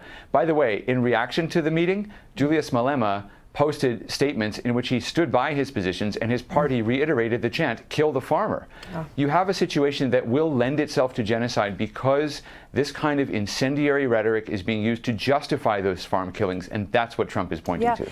I just want to very quickly play this soundbite from Nelson Mandela on the day that he was inaugurated, freed from prison and inaugurated, and he later got heat from certain groups in South Africa for being too open to having a partnership with all of the different communities of the country. Here's what he said on that day. We enter into a covenant that we shall build a society in which all South Africans, both black and white, will be able to walk tall without any fear in their hearts, assured of their inalienable right to human dignity, a rainbow nation at peace with itself and the world. Thoughts on that, given where we are today? That is the South Africa with which the United States has a good relationship, not the South Africa of corruption, crime, and racial incendiary rhetoric that pushes an agenda of radical redistribution. The woke ideas of racial redistribution are destroying the South African economy, just like they threaten to destroy our institutions over here. And you heard the pleas from those in the Oval Office, from Ernie Els, from others in the room.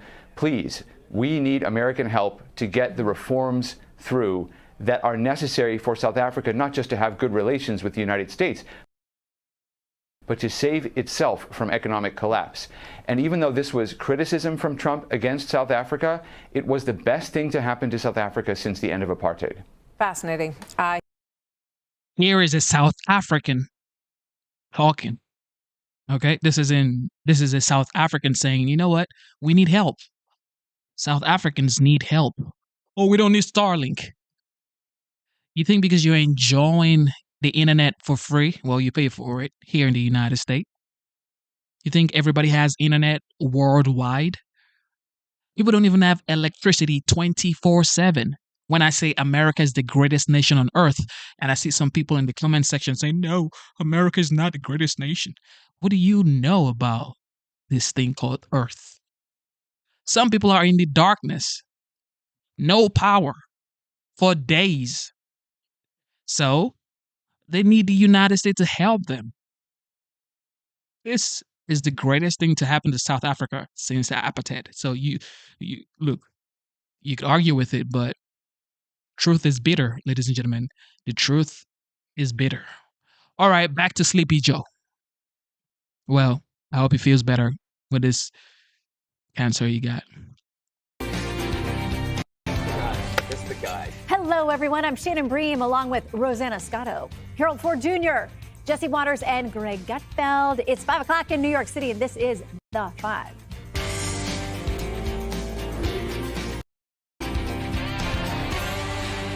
Okay, President Trump ripping Biden's handlers as we get shocking new revelations on the decline of the former president, including some details about those in his inner circle and how they shielded a frail president from scrutiny. And President Trump coming in hot on this growing scandal, posting this, quote, Joe Biden was not for open borders. He never talked about open borders where criminals of all kinds, shapes, and sizes can flow into our country at will. It was the people that knew he was cognitively impaired and that took over the auto pen. They stole the presidency of the United States and put us in great danger. This is treason at the highest level, end quote. And now, one of the authors behind this new bombshell book is speaking out about a staged Biden town hall that was so bad, his campaign couldn't even use it.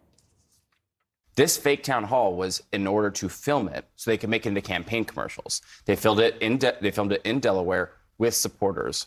But Joe Biden, at this point, this is the spring of 2024, Joe Biden's town hall, which was closed to press, was so bad that campaign officials determined that it was not usable for a campaign commercial. Some people say this was because Joe Biden was incoherent. He could not really articulate his thoughts. Some people just said, like, the lighting was bad. That was sort of the 2 points of view.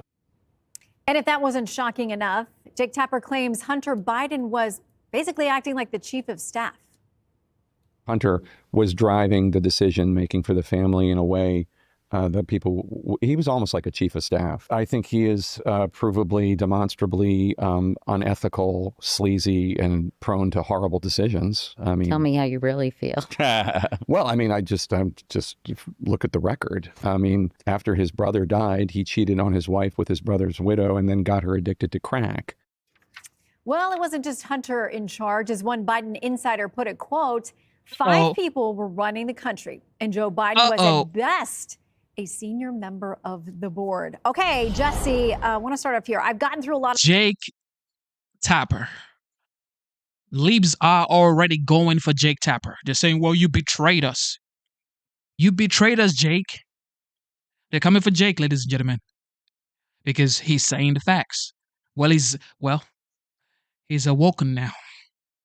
The book, but not all of it. But there's kind of this theme where people were so afraid about President Trump becoming president again that they were willing to kind of look the other way on this Biden stuff. But it ended up being a self-fulfilling prophecy because propping him up to the last minute gave them President Trump again. For maybe 3 terms in a row, Shannon. I don't think that's a conspiracy. I'm going to vote again and again and again. So he couldn't get through a fake town hall and he couldn't get through debate prep, but they sent him out anyway and he got slaughtered. Permission to make an analogy? Let's hear it. This is like a quarterback who can't even make it through practice. Can't even make it through 7-on-7, Harold, non-contact. He's turning the ball over. He's forgetting the plays. He's limping around. And what do? They sent him out on Sunday, and he gets knocked unconscious on the first drive. Then what happens? You got to send it. Oh, man. This is just hard to watch. How can you allow your husband to come out like this, stumbling, almost falling? He's falling on stages, falling off stairs to the plane, falling off bikes, doesn't know where he's going, and you kept on saying he's the next choice to be the president of the United States. He's sharp. He's ready to go. Everybody knew his mental acuity wasn't there. But yet, Libras said he was better than the legend that changed the economy of New York in the 70s and 80s. They said this man was better than a man who signed the Abrams Accord, who signed in the First Step Act into law. Opportunity zones. This man struggling to walk was better than the 45th president of the United States. That's what liberals were saying. If Trump becomes the president of the United States, it's over for the United States. Remember what Hillary Clinton said in 2015? If Trump wins 2016, there would be a nuclear war. Because he's a baby. He doesn't know how to control himself. Guess what we're having? Peace around the world. In the backup, Kamala Harris. Now, why don't they have a better backup? Well, because the GM never drafted a quarterback or never signed anybody in free agency to compete for the starting job. So what do you do in the offseason? You fire the GM. Who's the GM? Jill. That's who is calling the shots. Jill and his son Hunter. So the woman the president was sleeping with is running the country. And then his son, who's recovering from a crack addiction, is running the country. And he's filming a documentary during the whole thing. Lord. I cannot wait to see it. So Jake, this is where he's fake. He comes out now and he says Hunter Biden is a sleazy criminal with too much access to his pop. That's what I said. And when I said it, he called me cruel and a conspiracy theorist. So let me get this straight. The people who were wrong about Biden get book deals. What do the people who were right about Biden get? What do we get? I know. What do we get? I want an apology. And I want a written apology because I want to frame it and I want to put it on my wall. Greg knows I don't collect art, I collect apologies. That is true. So this is what they're saying they're doing the cover-up. All the people closest to Joe Biden were duped. The anchors who interviewed him in person, the politicians who met with him, the reporters who traveled with him on the plane were all duped. But the millions of Americans who were watching him on TV from their couches, they knew that he was shot. No. Everybody knew. They're just pretending to find out now with this book as an excuse while they cash in. Well, and Harold, the book talks about a lot of people who have regrets that they didn't say something before, probably because they ended with this disaster election in the fall. But they had knowledge, and 200 plus people have talked to them now. Commander-in-Chief. It's a question now that a lot of people that are running for 2028, Democrats, are going to have to answer. And they're starting to be asked, what did you know and when? I mean, that's going to be part of the vetting process for them moving forward. Good to be with you. Glad you're here. I'd say a couple things. First, the story's not getting any better. A lot of this, Jesse said very well, and Greg will say when he speaks, remind us as well as he should. Thank you. That there are many around this table who were saying these things for a while. It does strike me as a bit incredulous, if not insulting, to hear people whom were covering this now to say that they had these kind of opinions but weren't saying this. Oh my God. Did he just kiss Joe Biden's hands? Wait, did he kiss Joe Biden's hands? Insulting to hear people whom were covering this now to say that they had these kind of opinions but weren't saying this during. Yeah, that's it. That's the last straw right there. He kissed Joe Biden's hands. Oh my goodness, it's over. These were the people that was leading the United States. Of course. What do you think Vladimir Putin was looking at? When he saw this, he said, you know what? Take everything. Take everything, okay? These are the people that are going to tell me no. You think when Putin saw this, man, look, he said, take it all. It does strike me as a bit incredulous, if not insulting, to hear people whom were covering this now to say that they had these kind of opinions but weren't saying this during the campaign. They have every right to say that, but they should not be so sanctimonious about it. I don't know when we stop. I know that there's. I said I don't know when we stop talking about it. I know there's a U.S. senator who wants to do an investigation into the White House on this. I don't know what we are trying to get at, and if we're trying to get at something noble, I'm willing to say we should do it. But the president former president will have to live with this. Those around him will have to live with this. Even his cabinet member who said that 5 people were running the country. Why didn't they come forward? I mean, I think the question for me will be more so, why didn't they all come forward if they believed that he was not fit to be president, or they just believed that was he jealous, or that person jealous, he or she, that they were not in that room? Or were they saying it because they thought that the president couldn't run the country?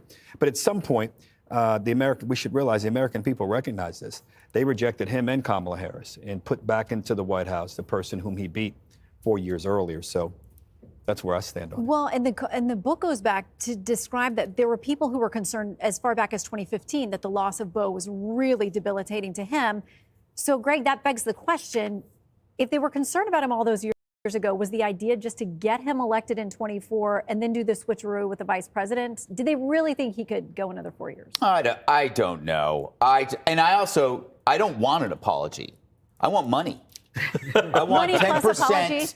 I want 10% of Jake's book. 10% for the little guy. Yeah, 10% to the. Very good. But you know what else I want? What? The little guy. I want the town hall tape. Ooh. Right? Let's release the town hall tape. That. Don't treat it like a Pamela Anderson sex tape where I got to spend days looking for it.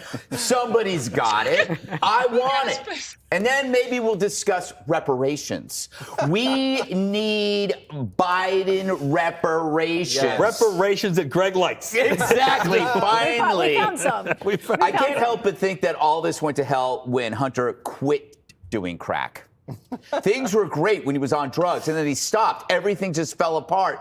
The truth is, the people actually running the country are guilty of identity theft. Every day for 4 years, these imposters took power that they weren't entitled to. You know, and you're right. It's not about these guys. These guys weren't duped. Meanwhile, Biden wasn't even competent enough to sign away his power of attorney. You know, they preferred to keep it that way. It was like they liked him docile, like a drugged sex slave, so they could have their way with the American people. About Hunter Biden, yeah, he's chief of staff, his staff. These journalists had a juicy story, cocaine in the White House, while Hunter is there. How could you not pursue that story? You got drugs, you got power, you got intrigue, you got sex, and yet the reporters didn't stop to put down their lattes. Nothing to see here. Let's move on. Hunter, yeah, now you say Hunter's the nexus of power, and there was a cover-up. You were there. You could have uncovered it, but no one, and no one was stopping you from doing that story except you. I think the big confession is this is about personal bias, and people are very, very embarrassed to admit their bias about Trump is what drove this story. And now I'm going to save you, Harold. I'm going to create your presidential campaign. Ooh. I'm going to get you elected. The biggest scandal in Democrat history is this, but it's also the solution to one problem. What is the Democrat Party lacking? They're lacking a lane. They don't have issues, they don't have leaders, but they lack a lane. Okay, so the one person, Harold Ford, who leads the fight to expose the secret 46, you know, the unelected coven that ran the country, will be the candidate. And the reason why is you cannot trust any other candidate because you will never be sure if that person will be president.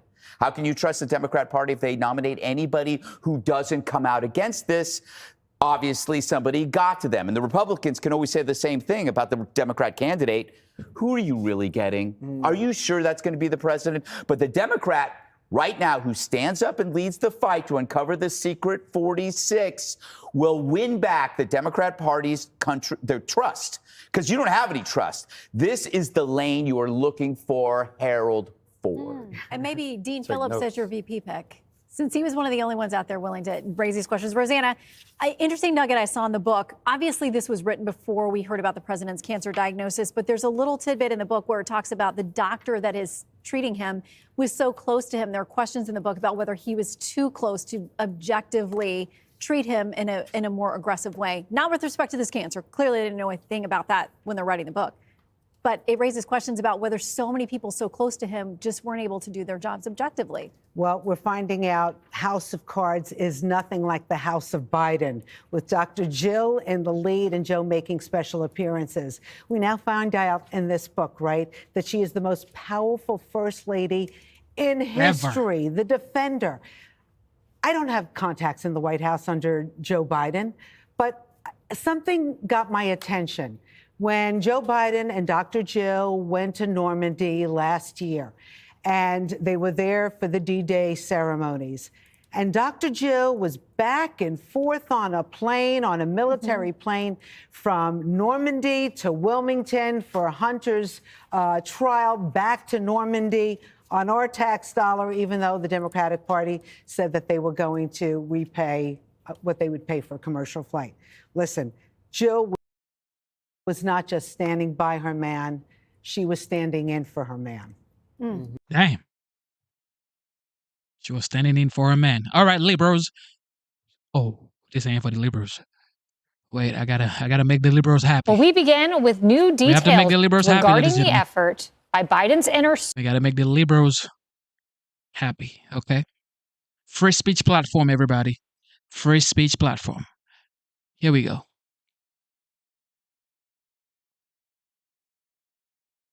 Liberals. Here goes your leader. More damning revelations tonight about the Biden inner circle's efforts to hide his decline, including a scene in which the campaign staged a fake town hall. Why? Well, to quell concerns about his age and ability to interact with people. Joining us in our fifth seat at the table is the co-author of Original Sin, President Biden's Decline, Its Cover-Up, and His Disastrous Choice to Run Again. That is Alex Thompson. He's also a CNN political analyst and an Axios national political correspondent. And Alex, the fact of the fake town hall is not actually the worst part of the story that you report in the book. Yes, other campaigns have used fake town halls. Now, I would say those town halls usually are in addition to real town halls. Joe Biden was doing neither. This fake town hall was in order to film it so they could make it into campaign commercials. They filmed it in Delaware with supporters. But Joe Biden at this point, this is the spring of 2024, Joe Biden's town hall, which was closed to press, was so bad that campaign officials determined that it was not usable for a campaign commercial. So they took 90 minutes, 2 hours out of the president's day. They filmed an entire town hall, and they determined that it was not usable. Now, some people say this was because Joe Biden was incoherent. He could not really articulate his thoughts in a pithy or even semi-normal way. Some people just said like the lighting was bad. That was sort of the 2 points of view. But the point is, it shows how like what the campaign status was in the spring of 2024 when they were trying to deal with a candidate that wasn't a decline. Wait, someone told you the lighting was bad? That's one of the excuses. You're saying that they spent millions of dollars to stage a town hall? Well, we didn't get the lighting right. That was one of the excuses. I mean, Unbelievable. and this comes back to the question of how many people were aware of things like that, but said nothing. And in fact, perhaps publicly said quite the opposite, that Joe Biden was fine, that everything was great. He was perfectly capable of doing this job for another 4 years. So Absolutely. I was at the Justice Department at the time when we released the Hur report, and he was the entire White House infrastructure at the time was calling the report gratuitous and said that Rob Hur should have never called him a well-meaning elderly man with a poor memory. And every Democratic pundit, many reporters were out there saying that it was inappropriate for Rob Hur to say that. And the reality is the whole reason why he put that in is because it was his whole reason not to prosecute. So it's really infuriating to hear this happening in the spring of 2024 around the time that the Hur report was released, and certain aspects in Alex and Jake's reporting really talk about the time frame being fall of 2023, whenever he did his interview with Rob Hur, as well as early 2024 when the release of the report. And so it's really frustrating, I think, as a Democratic Party, hearing now that they were lying to everybody. And not only were they lying to everybody, but they were bashing their own cabinet when it came to the Hur report. One of the top Biden aides is Tom Donilon. And I'll play a little bit from Tom in a minute. Or I'm sorry, Mike Donilon. I'll play a little bit from Mike in a little bit, what he said after the election. But the nugget that came out about him was that he was paid $4 million to be a part of Biden's campaign from basically February to November. And Jen O'Malley Dillon was the next highest paid person at $300,000 plus a bonus. How does something like that happen? And when you told people that this is what you found out, what was the reaction in the Biden world? It happened because Biden insisted it was going to happen. When Mike Donilon went to the campaign in early 2024, there were obvious objections among Biden's inner circle and on the campaign of paying Mike Donilon $4 million. But the president was insistent, pay Mike what he wants. You have to remember, Mike Donilon's been with Joe Biden since 1981. And he insisted, and that was the way it was. And you said from February to November, Mike Donilon went back to the White House after Joe Biden It didn't even get that far. was no longer the nominee. And there was a lot of internal anger and frustration, and there still is about this. Charles? Well, there's so many things here. Number one is, I think a lot of us are kind of shocked, and we're in the dark. I wrote a column about this is all kind of like made up, that they're trying to present him as a weaker candidate because of political reasons, and to find out later that that was not true, that I, as a journalist, was also part of that ecosystem of people questioning the motives, is really, really hard for a lot of people who did not, believe that Joe Biden's a good guy, but also just did not want this guy, right? That anything was better than Donald Trump, because even if Joe Biden is declining, he's not trying to destroy the country. Cannot say the same for the person who is now in the White House. And so that is, for a lot of us, I think, really hard pill to swallow. But I think you have to swallow. I think that is one of the things that I think separates people of honor, is that you can understand the new information and make a change. I think that is really important for a lot of Democrats to do, at the same time as saying anything but this guy who's in the White House right now. Let me play Mike Donilon. He was asked at Harvard University about whether Joe Biden was cognitively impaired, and here was his response. I watched him every day. You know, there's this view out there, and you see it written as like it's fact. Oh, Biden was mentally impaired. I didn't see that.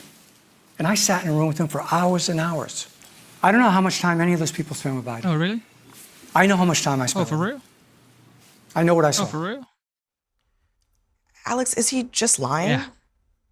Because you've detailed a lot of examples in this book where people around him saw him unable to carry out parts of the job in terms of understanding information, sitting in meetings, things like that. Is he just lying? I don't know if he's lying to us people or if he's lying to himself. You know, I think in some ways this is a very human story. We've all had aging people, and people react to aging people they love in very different ways. Sometimes they realize, man, this person needs help, and sometimes they're a little bit in denial about it. And I think it's possible that this could be the case. Is there a difference there, though? He specifically says the words mentally impaired. Is there a difference in your reporting between decline, an elderly decline, and a mental impairment? I think that is there a difference there? And if there is, I think it's significant to say that. I mean, what are you even asking? This guy was the commander-in-chief, okay? This guy was the president of the United States, the leader of the free world. What's the difference between... Nobody cares, bro. Okay? This guy was leading the United States. I mean, there were moments when there were members of his own cabinet that would have been concerned if a crisis had happened at that moment. Right. You know, is that impaired, or is that just him being a little out of it? I don't know. Yes. Alex, let me ask you this question. I haven't read the book, but I've seen the reporting. You guys talked to 200 plus people on the record. They were saying some staff members didn't have access to the president. Cabinet members for months didn't have access to the president. There was concern. You just stated if there was a national emergency, the president wasn't in the mental state to be able to potentially handle and make tough decisions. If all of that is true, then who was making decisions for the country? Well, I'd say, you know, the president, there's also the president and there's the presidency, right? And there is an infrastructure around the president that is making decisions at all times. No, There are some decisions that always have to go up to the president. But I'm saying that in the immediate circle around that, on the national security side, you're talking Jake Sullivan, Anthony Blinken. On the political side, Mike Donilon, Steve Ricchetti. On the policy side, Bruce Reed. And then also just sort of on the schedule, like personnel side. Here's the conundrum for Democrats here. I get everything you're saying, Alex. I'm aware of that. When people vote for a president, yeah, they get their staffers, advisors are going to help do the job. They get that. But they also want to fundamentally know that the person that they voted for, no matter what happens at 2 a.m. call we always used to hear about, that this guy can take the call. And it's very clear from this book that Joe Biden couldn't take the call for an additional 4 years, and he probably should not have continued the remainder of his presidency. Exactly. All right. Here goes the author, the book causing problems right now. President Biden struggled at times to either recognize or remember the names of his own staff. It's all according to the new book, Original Sin. One of these instances happened even before Biden was president. Authors Jake Tapper and Alex Thompson reporting, and I quote from their book, during an 8-day grueling bus tour in Iowa. Some conservatives are saying that Jake Tapper and this guy coming out right now, writing this book and showing Americans that the former president wasn't really there. Okay, he wasn't really there.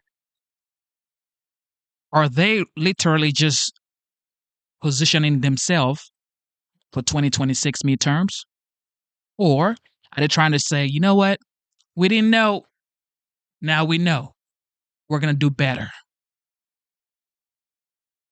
What is this about? Is this for the midterms next year or 2028 presidential election? December 2019, Biden gave his aides pause. While doing prep, he struggled to remember the name of longtime aide Mike Donilon. You know, he said, groping for it. His aides side-eyed one another. Donilon had worked with Biden since 1981. And that's all the way back in 2019, which is kind of to give you pause just thinking about this. But there were more instances, according to their book. In 2022, they write, standing in the outer oval with National Security Advisor Jake Sullivan and Kate Bedingfield, his communications director, he couldn't come up with either of their names, according to one witness. Steve, he said to Sullivan, Steve, he continued, obviously struggling to recall Jake's name. He turned to Bedingfield. Press, he called her, as he beckoned them into the Oval Office. Sullivan says he doesn't recall this happening, but the book also says Biden didn't appear to recognize Jamie Harrison. Now, that's important in the context of Joe Biden because Biden had supported him to be DNC. But if this happened in 2022, according to what she's saying in the book, where was this information during the election? Where was this information during the campaigns, during when Biden was saying, you need to debate me, Donald? I'll debate you twice. Where was this information? Now, Trump is the president of the United States. Liberals now say, well, we knew since 2022. Why didn't you say it to the world before the presidential election in 2024? Chair. This reportedly happening at an event in 2023. Biden took Harrison's hand and just kept shaking it without saying anything. And this is all just the newest revelations in a book that everyone is talking about. The Wall Street Journal says it details a conspiracy in plain view. The Washington Post, Original Sin, indicts the cover-up of a steeply declining Joe Biden. And in the New York Times, a damning portrait of an enfeebled Biden protected by his inner circle. Out front now, CNN's Jake Tapper and Axios' Alex Thompson, the authors of Original Sin, President Biden's decline, its cover-up, and his disastrous choice to run again. And it is now formally out today. And it is a real pleasure to have you both here in person to be able to talk about this. Okay, so, I mean, just the examples, the latest ones that I just laid out from your book are stunning. You and Alex spoke to about 200 people for this book. And I know now, thinking about it, and now you're doing interviews about it, what stood out to you or surprised you the most in your reporting? Well, the first thing is, after we started writing this book after the election, we were pitching it, and we were hoping that we'd get good stuff, but we didn't know, really. And the fact that we were able to talk to more than 200 people, mostly Democratic insiders, almost all of them after the election, was shocking, because there were just so many of them wanting to unburden themselves, wanting to get this off their chests after keeping this horrible secret for so long. And it's not like all of them knew all of it, right? People knew little pieces of it. And I think that in itself was shocking. But then if I had to just pick one scoop from the book, I think ultimately the moment that I keep thinking about is Senator Bennett of Colorado saying that after he leaves the White House at an immigration event in June 2024, and Biden's having like a really rough time, he leaves and thinks like, no wonder our immigration policy is such a mess. This guy cannot manage the portfolio. And I think that was a real shock to me. To see what it could affect. The policy implications of it, yeah. So I would just one thing to add is all those examples you did, those are actually a fraction of actually what we had. We actually just had to cut them down because it became repetitive. The number of people that So Joe Biden this is a fraction of what you Oh, yeah. yeah. We handed that book, we handed the book in about 20,000 additional words.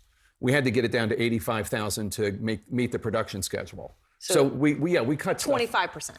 Well, I'm not like 75. I'm just saying that's a lot that you have. Yeah. But so many people that had known Joe Biden for so long recounted experiences, especially by the end of 2023, where they would go up to him and then they would see, in their words, sort of just this vacant stare, and they would say hi, and they just, in their heads, they were like, I don't think he remembers me. Yeah. All right. So, Alex, how people couldn't see this, and you guys talk about that when you say people knew little bits and pieces of it, but your book revisits this, how people, couldn't see it in front of them. And you write about Jill Biden. You write, one person from Biden's orbit asked, I feel anger at Jill. How do you not recognize that the person you live with is in decline? And now this is a question. So now they're blaming Jill Biden. Throw Jill under the bus. Okay, this is the thing I don't like about liberals. They throw their people under the bus real fast and quick. She knew?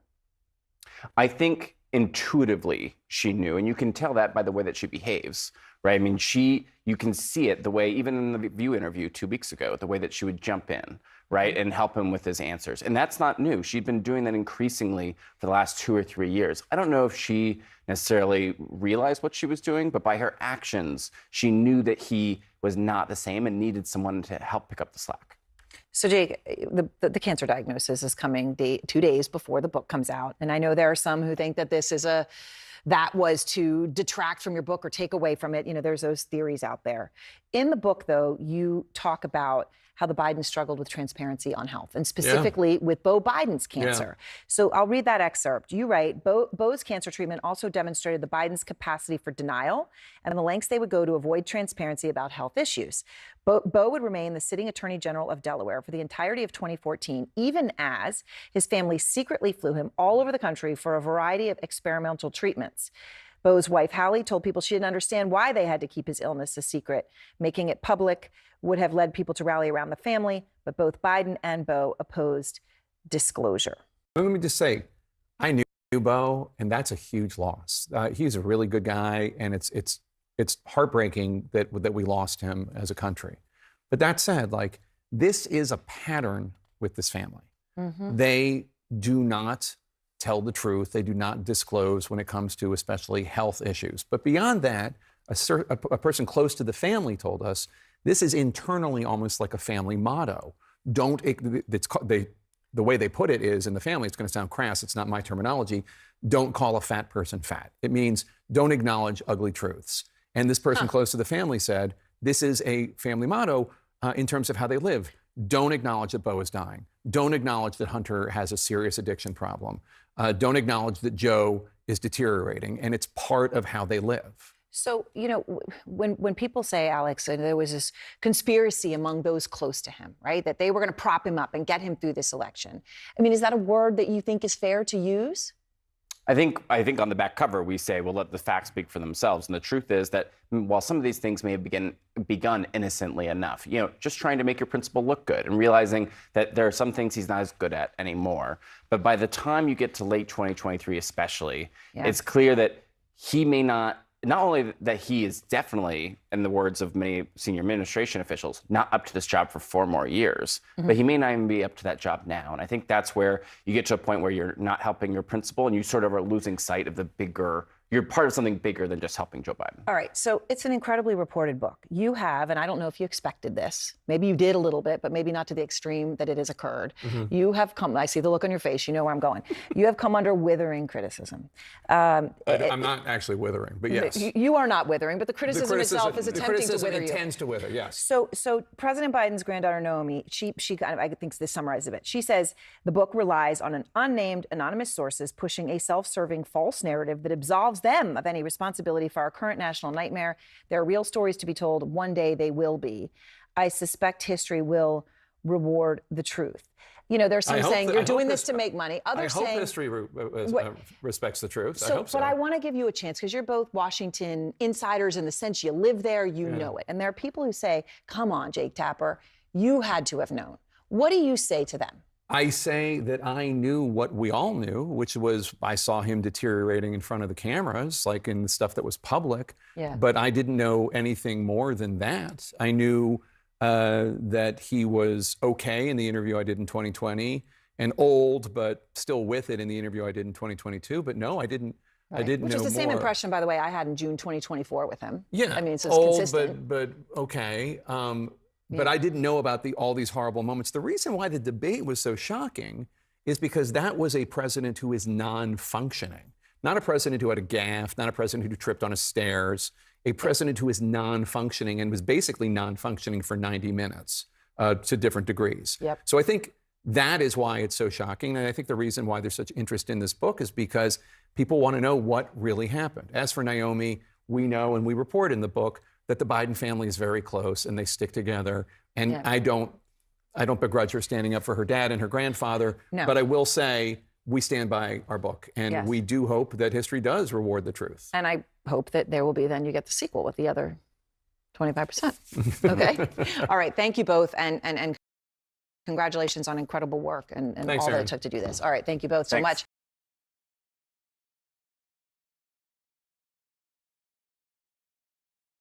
Critical meeting is underway at the White House. President Trump hosting members of the House Freedom Caucus who are still a no when it comes to the so-called Big Beautiful Bill to advance Trump's sweeping agenda. Those holdouts asking for more time and standing in the way of Trump's desire to see that bill passed tonight. I don't think it can be done today. I mean, the runway is short today. We're going to work with the president today. We're going to work with our colleagues to deliver, but there's a long way to go. There's some kind of belief in Washington, D.C. that once today comes and goes, that this cannot be fixed. This is a completely arbitrary deadline set by people here to force people into a corner to make bad decisions. The two biggest sticking points, Medicaid and clean energy. The hardliners want to see bigger cuts to what they say is fraud, waste, and abuse in Medicaid, and they want to see all funding for clean energy programs stripped from the bill. Now, a source inside the administration telling CNN that the White House previously presented the Freedom Caucus with a set of policy options, but going into today's meeting, there was still no deal. Right now, the Dow closing down now, as you see right here, more than 800 points. That's just shy of 2%.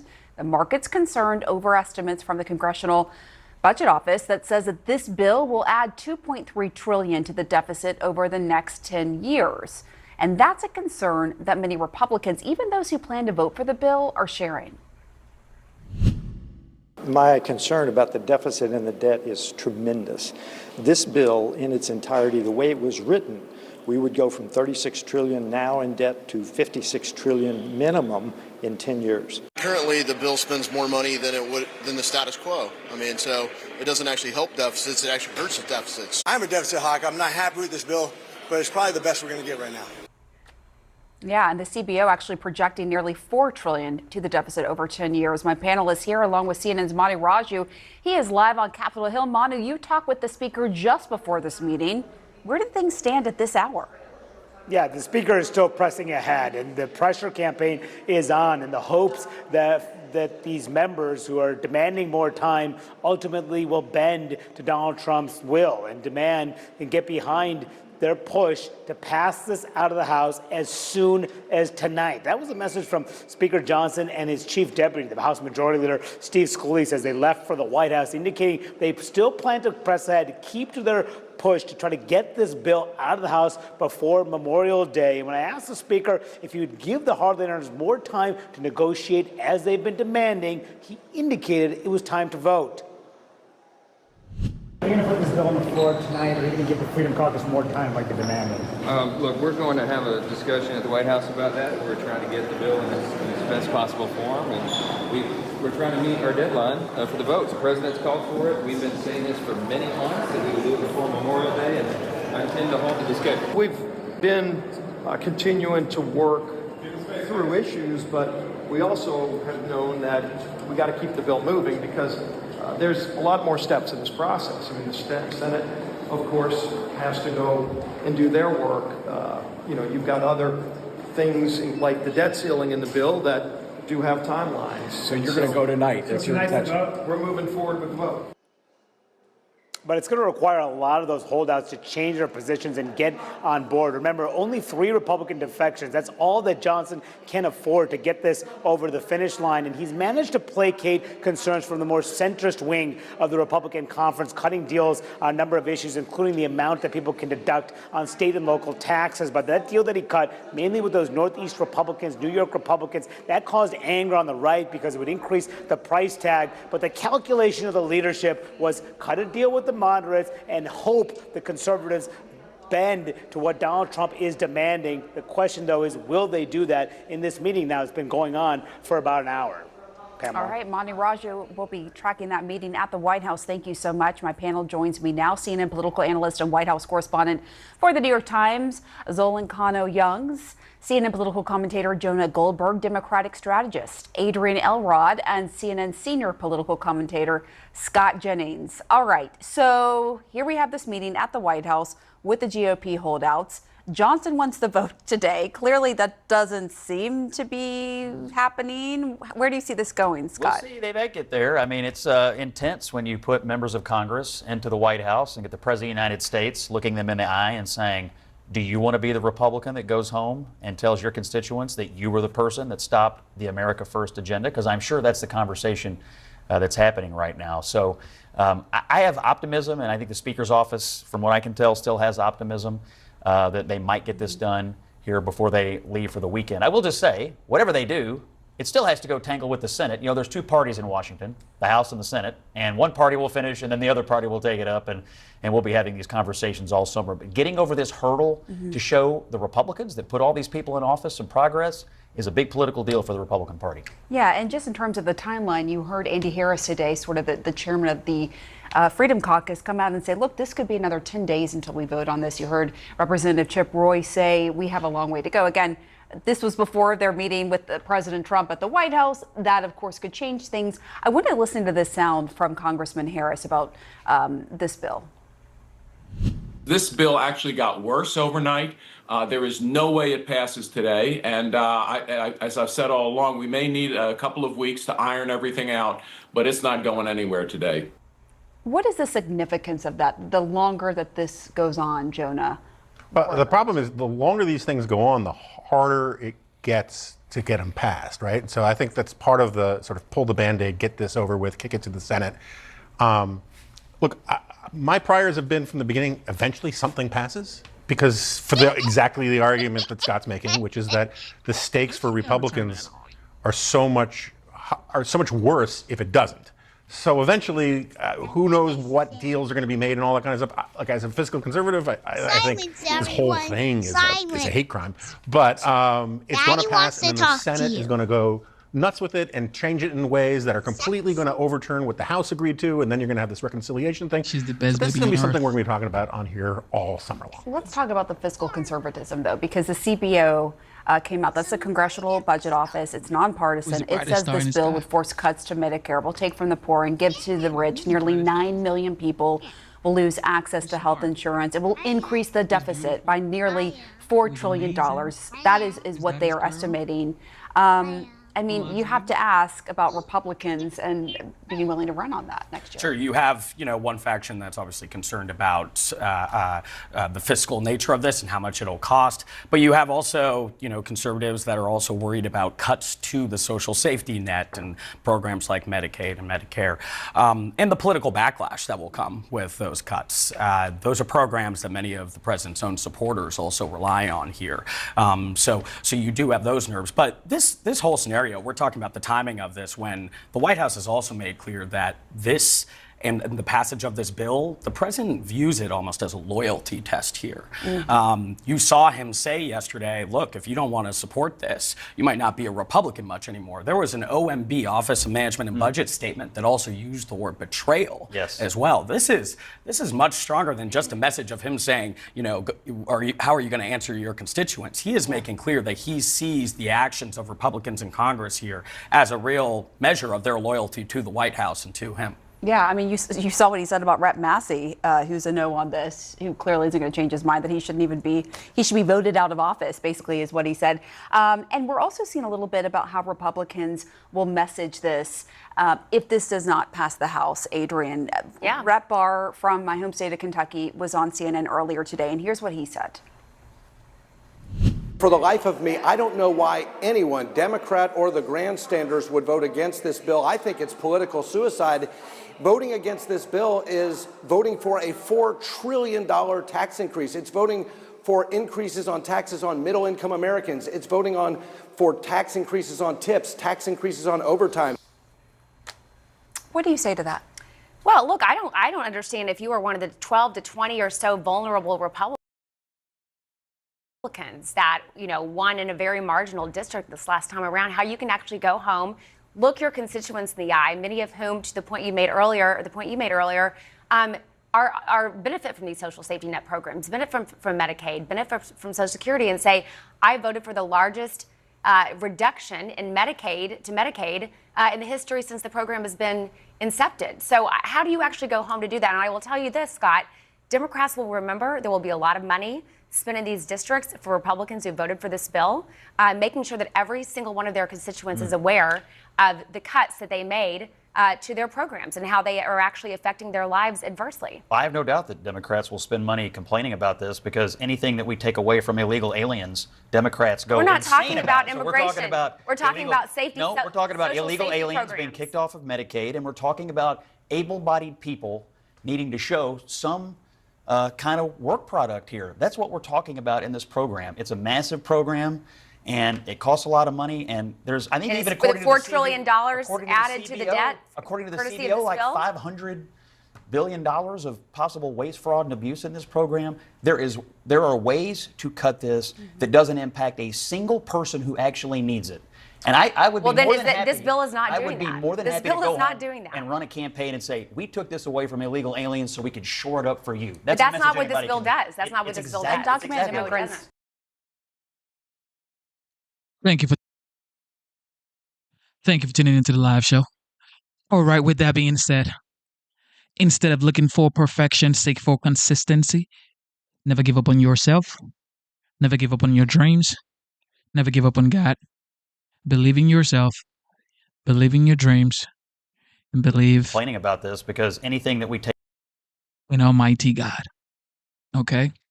Shout out to the veterans. Shout out to the military members. You protect our homeland. Shout out to the policemen as well. And fathers, take care of your kids. I know I always say it every time, but of course, I know you got to do a lot of work to pay the bills, to do all the stuff. I get it, but spend some time with your kid. Love your kids. Let them know they matter to you. And with that being said, shout out to the moderators, Mr. Booski. Shout out to Zara's Garden, C. Shelley. Shout out to our members, Luke the Goat, Ellie Ringmaster. Shout out to everybody tuned in right now. You guys are the best. Shout out to Derek. Shout out to everybody, man. Jet. Shout out to every one of you guys for tuning in. Terry. Derek, if I didn't say your name, I'm saying your name again. Jet. Everybody, man. Thank you so much. If you haven't subscribed to the channel, subscribe to the channel. Double tap your screen. Also, we have memberships. It is $4.99. Support the channel. It is free. It is a free speech platform. Okay, free speech platform. All right, we don't block anybody. Liberals, conservative, you're free to come in here. All right. And with that being said, it is your boy Genesis, and I am signing out. Love you guys. God bless you. God bless America.